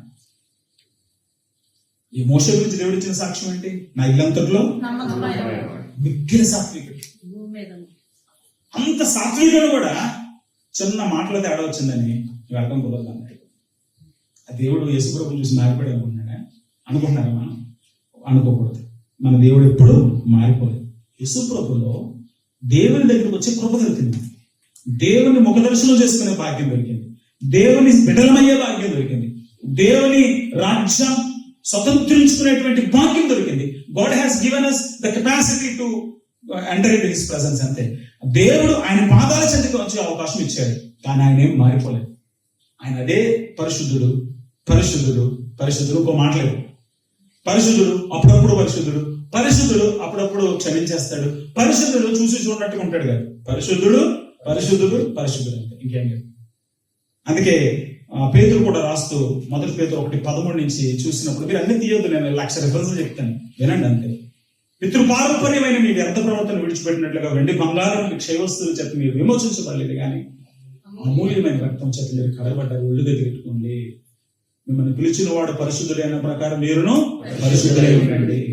యేసుప్రభువును నమ్ముకోవడం పాపానికి అవకాశం కాదు, యేసుప్రభువును నమ్ముకోవడం పాపికి అవకాశం. పరిశుద్ధుల్లోకి ఎదగడానికి దేవుడికి ఇస్తున్న మరొక అవకాశం. సీరియస్ గా దేవుని కొరకు జీవించడానికి దేవుడు ఇస్తున్న మరొక అవకాశం. దాన్ని కోల్పోతే మాత్రం దేవుడు ఉపేక్షించడు. కాబట్టి నిజంగా దేవుని చూసినోడు అతడు దుఃఖ భరితుడై ప్రభు కొరకై, ప్రభు కనికరం కొరకై ప్రార్థన చేస్తాడు. గ్రీక్ భాషలో దుఃఖం అనే పదాన్ని పెంతియో అంటారు. పెంతియో అనేటువంటి మాట చాలా బలమైనటువంటి పదం. పెంతియో అనేటువంటి పదంలో రోదనము అనే శబ్దం ఉంది. ఎటువంటి రోదనం అంటే ఎవరైనా చనిపోయినప్పుడు సరిపోయేటువంటి విలాపం గురించి ఈ మాట వాడతారు. రోదనము అని తర్జుమా చేయాలి ఈ మాటని, కానీ దుఃఖము అని తర్జుమా చేశారు. ఒకసారి మీరు ఆదికాండం 37వ అధ్యాయం 34వ వచనాన్ని చూస్తే అక్కడ ఇంకా బలమైన పదం కనపడుతుంది. ఒకసారి చూడండి, ఆదికాండం 37:34. ఆదికాండం 37:34. యాకోబు తన బట్టలు చింపుకొని తన నడుమును గోనె బట్ట పట్టుకుని అనేక దినములు తన కుమారుని నిమిత్తము అంగలార్చుచుండగా. అది యేసుప్రభు. ఎటువంటి అంగలార్పది? తనెంతో ప్రేమించాడు యోసేపుని. యోసేపుకి నిలువుడంగి కుట్టించాడు. యోసేపుని చాలా ప్రేమగా చూసుకుంటున్నాడు. కానీ వాళ్ళ అన్నయ్యలందరూ వెళ్ళిపోయి చాలా కాలం అయితే ఒకసారి వెళ్ళి అన్నయ్యలు ఎలా ఉన్నారో చూసి రాలని పంపించాడు. వెళితే వాళ్ళ అన్నయ్యలు దొరికిందా ఛాన్స్ అని వాడిని పట్టుకొని చంపేద్దాం అనుకున్నారు, కానీ రూబేన్ వద్దన్నాడు కనుక మిద్యానికి అమ్మేశారు. అయితే ఇంటికి వచ్చి ఏం సమాధానం చెప్పాలి?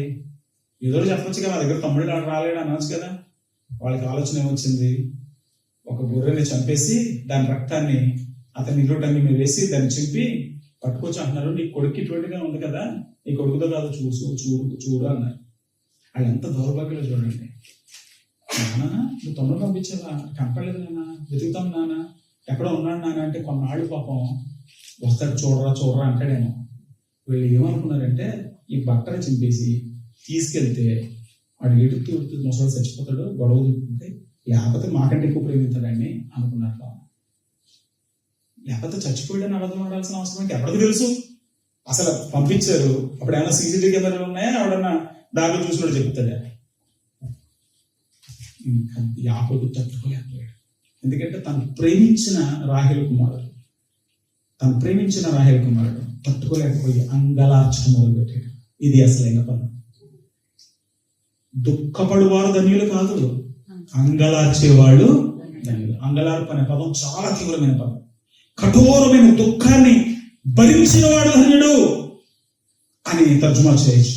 ప్రాపంచిక వేదనలు బట్టి తీవ్రంగా విచారపడేవాడు ధన్యుడు అని కూడా తర్జుమా చేయొచ్చు. తన వ్యక్తిగత పాపం విషయంలో మరియు తన వ్యక్తిగత అయోగ్యతను బట్టి విచారం కలిగిన మనుషుడు ధన్యుడు అని తర్జుమా చేయొచ్చు. దాన్ని యేసు ప్రభు ఏం చెప్తున్నాడు? కఠోరమైన దుఃఖం అంటే దేని గురించి మాట్లాడుతున్నాడు? ప్రాపంచిక వేదనలను బట్టి బాధపడమంటున్నాడా? వ్యక్తిగత పాపం విషయంలో మనకు అటువంటి పరివర్తన ఉండాలని చెప్తున్నాడు. అంగలార్చేటువంటి ఆ జీవితం మారు మనసుకు నడిపిస్తుంది. దైవ చిత్తానుసారమైన దుఃఖం రక్షణార్థమైన మారు మనసుని కలుగు చేస్తాయి. 2 కొరింథీ పత్రిక 7వ అధ్యాయం 10వ వచనం ఒకసారి చూడండి. 2 కొరింథీ 7:10. దైవ చిత్తానుసారమైన దుఃఖము రక్షణార్థమైన మారు మనసును కలుగజేయును. ఈ మారు ఈ మారు మనసు దుఃఖం పుట్టించదు. అయితే అంటే కాదండి, ఈ నిజంగా దైవ చిత్తానుసారమైన దుఃఖం ద్వారా నువ్వు మారు మనసు పొందుంటే నువ్వు మళ్ళీ చింతించాల్సినటువంటి పరిస్థితి నీ జీవితంలో రాదు. ప్రతిసారి బాగా ముందుకు వచ్చడం, ప్రతిసారి చర్చ దగ్గరకు వచ్చి ప్రతిసారి పశ్చాత్తాపడే పరిస్థితి వస్తుందంటే నువ్వు నిజంగా నీ పాపమును బట్టి, నీ పాప స్థితిని బట్టి దేవుని సన్నిధిలో నువ్వు పశ్చాత్తాపం పడలేదు. పడుంటే మళ్ళీ ఆ విధమైనటువంటి అనుభవంలోకి వెళ్లాల్సినటువంటి అవసరం లేదు. సో యేసు ప్రభు కూడా అంగలార్చాడు. ఎప్పుడు? యోహాను సువార్త 11:37లో లాజరు చనిపోయాడని తెలుసుకోగానే యేసు ప్రభు కూడా విలపించాడు. ఎందుకంటే వాళ్ళని ఆయన అంత ప్రేమించాడు. ఆయన ఏడుస్తుంటే అక్కడ ఉన్నవాడు చూసి, చూడరా బాబు ఎంత ప్రేమించాడు అని అనుకున్నాడు. అయితే యేసు ప్రభు అక్కడ మరణాన్ని చూసి ఏడ్చాడా, లేకపోతే అక్కడ ఉండే ప్రజలను చూసి ఏడ్చాడా? అక్కడ ఉన్న ప్రజలను చూసి వీళ్ళు నన్ను అర్థం చేసుకోలేకపోతున్నారు అని ఏడ్చాడు. సో యేసు ప్రభు ఒక మాదిరి మనకు చూపిస్తున్నాడు. మనం కన్నీరు కార్చాల్సింది, మనం వేదన పడాల్సింది మన స్థితిని బట్టి. అయ్యో నేను ఎంత దౌర్భాగ్యుడిని, మరణానికి లోనైనటువంటి శరీరాన్ని నుంచి నన్ను ఎవడు విడిపిస్తాడని రోమపత్రిక 7:24లో పౌలు గారు కన్నీరు కారుస్తున్నాడు. కాబట్టి ఏ రకమైనటువంటి దుఃఖం మనకు ఉండాలి, లేకపోతే ఈ దుఃఖం అంటే దేని గురించి తెలియజేస్తుంది అనే వివరాల్లోనికి త్వరగా వెళ్ళడానికి ప్రయత్నం చేద్దాం. వారన్ వర్స్బీ అనేటువంటి ఆయన ఏమంటాడంటే, పాపం విషయంలో మనకు ఉండాల్సిన వైఖరిని గురించి ఈ మాట తెలియజేస్తుంది అంటాడు. దుఃఖపడటం అంటే పాపం గురించి మనకు ఉండాల్సిన వైఖరి అంటాడు. తర్వాత బార్మే అనేటువంటి ఇంకొక ఆయన ఏమంటాడంటే, చనిపోయిన వారిని గురించి ఏడ్చినట్టుగా రోధించడం గురించి యేసు మాట్లాడుతున్నాడు అంటాడు. అంగలార్చేవారు ధన్యులు అనేటువంటి విషయం గురించి ఈ మాటలు తెలియజేస్తున్నాయని చెప్తారు. నేను నోట్స్ ఇస్తానని చెప్పాను, కావాల్సిన వాళ్ళు తీసుకోవచ్చు, కానీ చాలా స్పీడ్ గా కొన్ని ఇంపార్టెంట్ పాయింట్స్ లోనికి నేను మిమ్మల్ని తీసుకొని వెళ్తాడు. మత్తయి సువార్త 5:4లో చెప్పబడిన దుఃఖం ఏ రీతిగా ఉంటుంది, వేటిని గురించి కలుగుతుందో కొంచెం మనం గమనించడానికి ప్రయత్నం చేస్తాం.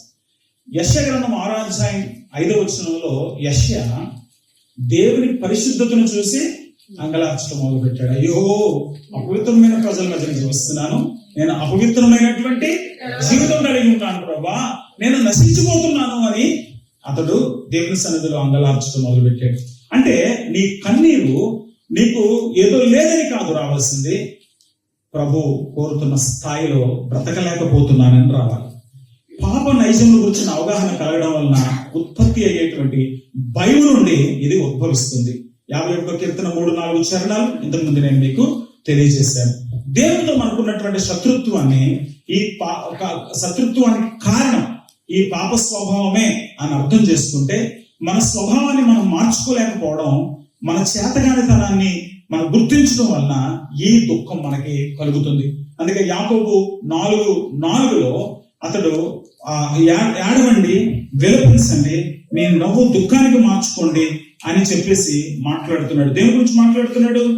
మీలో పోరాటాలు దేని గురించి కలుగుతున్నాయి, మీలో పోరాడు పాపేక్షలను బట్టియే కదా అని మాట్లాడుతూ పైన చూడండి, మీరు ఆశించున్నారు కానీ మీకు దొరకట్లేదు. నరహత్య 50:4 చూస్తున్నారా? మత్సరపడదురు కానీ సంపాదించుకోలేదు, పోట్లాడదు కానీ యుద్ధం చేయదు కానీ దేవుడు అడిగినందుకు మీకు ఏమీ దొరకదు, మీరు అడిగానే మీ భోగంలో వినియోగించుకుంటే దురుద్దేశం దొరుకుతారు కనుక మీకు ఏమి దొరకట్లేదు. వ్యభిచారులారా, ఈ లోక స్నేహం దేవునితో వైరమని మీరు ఎరుగరా? కాబట్టి ఎవడు ఈ లోకంతో స్నేహం చేయగలనో వాడు దేవునికి శత్రువు అవుతాడు. కాబట్టి నేను దేవునికి శత్రువు అయిపోతున్నానే, నేను దేవునికి దూరం అయిపోతున్నానే అన్న వేదనతో ఆ యొక్క కన్నీరు రావాలి. 9వ వచనం, వ్యాకులపడి దుఃఖపడుడి, ఏడుడి, మీ నవ్వు దుఃఖమునకును మీ ఆనందం చిత్తమును మార్చుకునుడి. ఇవన్నీ దేని సూచిస్తాయి? ప్రభు దృష్టికి మిమ్మల్ని మీరు తగ్గించుకోండి.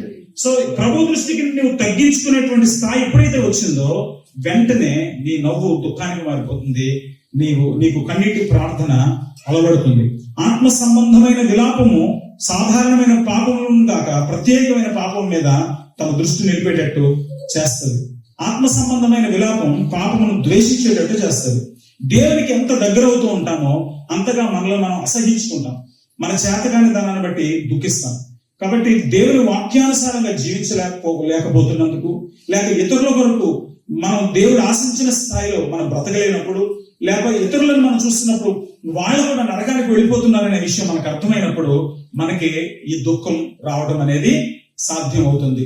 థామస్ వాట్సన్ గారు దుఃఖం గురించి ఇలా రాస్తారు. ఇది ఎటువంటి విలాపం అంటాడంటే పశ్చాత్తాపంతో కూడినటువంటి విలాపం అంటాడు. వైరాగ్యంతో కూడిన విలాపం ఏం చేస్తుంది? ఆత్మహత్యకు దారితీస్తుంది. ఇస్కరియోతు యూదా యేసుక్రీస్తుని సిలువేసినందుకు చాలా బాధపడ్డాడు. కానీ ఆ బాధ ఏం చేసింది? తన్ని ఎక్కడ తీసుకెళ్ళింది? మరణాన్ని తీసుకెళ్ళింది. మనం పశ్చాత్తాపడాలి, కానీ మనం పరితాపంతో చచ్చిపోయే స్థాయికి వెళ్ళకూడదు. పశ్చాత్తాపంతో కూడినటువంటి కన్నీరు మంచిదే, కానీ పరితాపంతో కూడినటువంటి కన్నీరు మనల్ని ఏం చేస్తుందంటే, 2 పదాలు అటు ఇటు వాడుతున్నాను, కానీ ఇక్కడ నేను చెప్పాలనుకున్న పాయింట్ ఏంటంటే, నువ్వు వైరాగ్యంతో గనక ఇంకా నా జీవితం పోయింది, ఇంకా నాకేమీ దిక్కు లేదు అనేటువంటి విధానంలో గనక విలపిస్తే అది నిన్ను ఆత్మహత్యకి తీసుకుని వెళ్తుంది. ఇంకోటి చెప్తాను. సౌలు ఉన్నాడు. సౌలు 1 సమూయేలు గ్రంథం 15వ అధ్యాయంలో దేవుడు అతన్ని ఒక పని చేయమని అప్పచెప్పాడు. అమాలేకీయుని చంపేస్తామన్నాడు, కానీ ఆ పని చేయలేదు. అప్పుడు సమూయేలు ఏమన్నాడంటే, సౌలు దేవుడు మాట వింటాం మానేసావయ్యా, ఇక నేను దేవుడు రాసుకోకుండా తీసేసాడు, అయిపోయింది నీ పని, ఫినిష్, నీ పని అయిపోయింది. ఆల్రెడీ ఇంతకుముందే డిసైడ్ అయింది, కానీ దేవుడు నీకు మళ్ళీ ఒక అవకాశం ఇచ్చాడు, దాన్ని వాడు చూస్తున్నావు, క్లోజ్ నీ చాప్టర్ అని చెప్తే అప్పుడు అతడు చాలా బాధపడుతున్నాడు, ఏడుస్తున్నాడు. 1 సమూయేలు గ్రంథం 15వ అధ్యాయం 25 నుంచి 27 వచనాలు. కానీ ఈ విలాపం వంచనతో కూడింది. సౌలు సమూయేలు సింపతి సంపాదించాలని ఏడుస్తున్నాడు. నిజమైన పశ్చాత్తాపం రావట్లేదు. ఇతనికి కనీసం తన యుద్ధంలో ఓడిపోతున్నప్పుడు అప్పుడు కూడా రాలే. 1 సమూయేలు గ్రంథం 28వ అధ్యాయం 7వ వచనంలో కర్ణపిశాచి దగ్గరికి వెళ్ళాడు. అతని పశ్చాత్తాపం నిజమైంది కాదు, దొంగ పశ్చాత్తాపం. అది వంచనతో కూడిన విలాపం, వైరాగ్యంతో కూడిన విలాపం, వంచనతో కూడిన విలాపం దేవుని మనసును గెలవలేదు. విచారంతో కూడిన విలాపం కూడా మంచిది కాదు. విచారంతో విలాపిస్తారు కొంతమంది. మీ ఊర్లో నేను పేరు చెప్పిన ఒక ఆయన అడిగాను, నువ్వు మార్మోన్స్ పొందావా అన్నాడు. పొందాను అన్నాడు. ఏ మార్మోన్స్ పొందాను? మళ్ళీ వెనక్కి ఎందుకు వెళ్తున్నావు? ఆయనే చెప్పాడు కాబట్టి నేను తిట్టాను. అన్న ఇలా జరిగింది అన్నాడు, అనగా నేను తిట్టాను. మళ్ళీ వెనక్కి ఎందుకు వెళ్ళాను? దాని అర్థం ఏంటంటే నువ్వు ముందు నిజంగా మారలే. చాలా మంది తమకి ఏదైనా నష్టం వచ్చినప్పుడు, తమ జీవితంలో అన్యాయమైనప్పుడు, తమకు అనుకున్నది కోల్పోయినప్పుడు కన్నీటితో ప్రభువా అని అడుగుతారు. కానీ అది నిజమైన పశ్చాత్తాపం కాదు. అది విచారంతో కూడిన విలాపం. అయ్యో నా బతికెలుగా అయిపోయింది అనే విలాపం. ఇది ఎక్కడ కనబడుతుంది? ఆదికాండం 4:13 కయ్యను జీవితంలో కనబడుతుంది. కయ్యను మారాడా? మారా. అతనిది విచారంతో కూడినటువంటి విలాపం. అయ్యో నా బతికెలుగా అయిపోయింది, నేను దొరికిపోయానే. సౌలుది వంచనతో కూడినటువంటి విలాపం. ఏడిస్తే కరిగిపోతారేమో. ఇస్కరియోతు యూదాది వైరాగ్యంతో కూడిన విలాపం. ఈ పేర్లు ఎత్తుపడుతున్నప్పుడు మీరు ఎక్కడున్నారో ఒకసారి పరిశీలన చేసుకోండి. వేషధారుల విలాపం గురించి కూడా మనం చూస్తాము. మత్తయి సువార్త 6వ అధ్యాయం 16వ వచనంలో పరిసయ్యుడు, అతడు పరిసయ్యుడు, ఈ శాస్త్రుల విలాపం వేషధారుల విలాపం. ఇది కూడా దేవుని ఆమోదాన్ని పొందలేదు. నరకలోకి వెళ్ళి కూడా కొంతమంది ఏడుస్తారు. అది విఫలమైపోయిన విలాపం. అక్కడికి వెళ్ళి ఏడ్చిన ఉపయోగం. దుఃఖపడి వారు ధన్యులు అనే మాటలో పశ్చాత్తాపంతో దైవచిత్తానుసారమైన దేవుని కొరకైన ఆరాటంతో రగిలిపోతున్నటువంటి, దేవుని కొరకు బ్రతకాలనే తాపత్రయంతో మండిపోతున్నటువంటి హృదయంలో నుంచి వచ్చేటువంటి దుఃఖం తప్ప ఈ విచారాలన్నీ కూడా ఏమాత్రం పనిచేయవు. నిజంగా నువ్వు స్వార్థ వింటే, దేవుని ప్రేమ నీకు అర్థమైతే పాపాన్ని ద్వేషించడం మొదలు పెడతావు, దుఃఖపడడం మొదలు పెడతావు. నేను నా పాపం వల్ల దేవునికి శత్రువులైపోయానే, నేను నా పాపం వల్ల దేవునికి దూరం అయిపోతున్నానే, దేవుని స్వభావాన్ని నేను కలిగి ఉండలేకపోతున్నానే, దేవునిపై తిరుగుబాటు చేస్తున్నానే అనేటువంటి విలాపం మొదలవుతుంది. ప్రభా, నీపై తిరుగుబాటు లేని జీవితం నాకు ఇవ్వా, నీ పరిశుద్ధాత్మను ఎదిరించకుండా నీకు అనుకూలంగా బ్రతకడానికి నాకు సహాయం చేయవా అని విలపించడం మొదలు పెడతావు.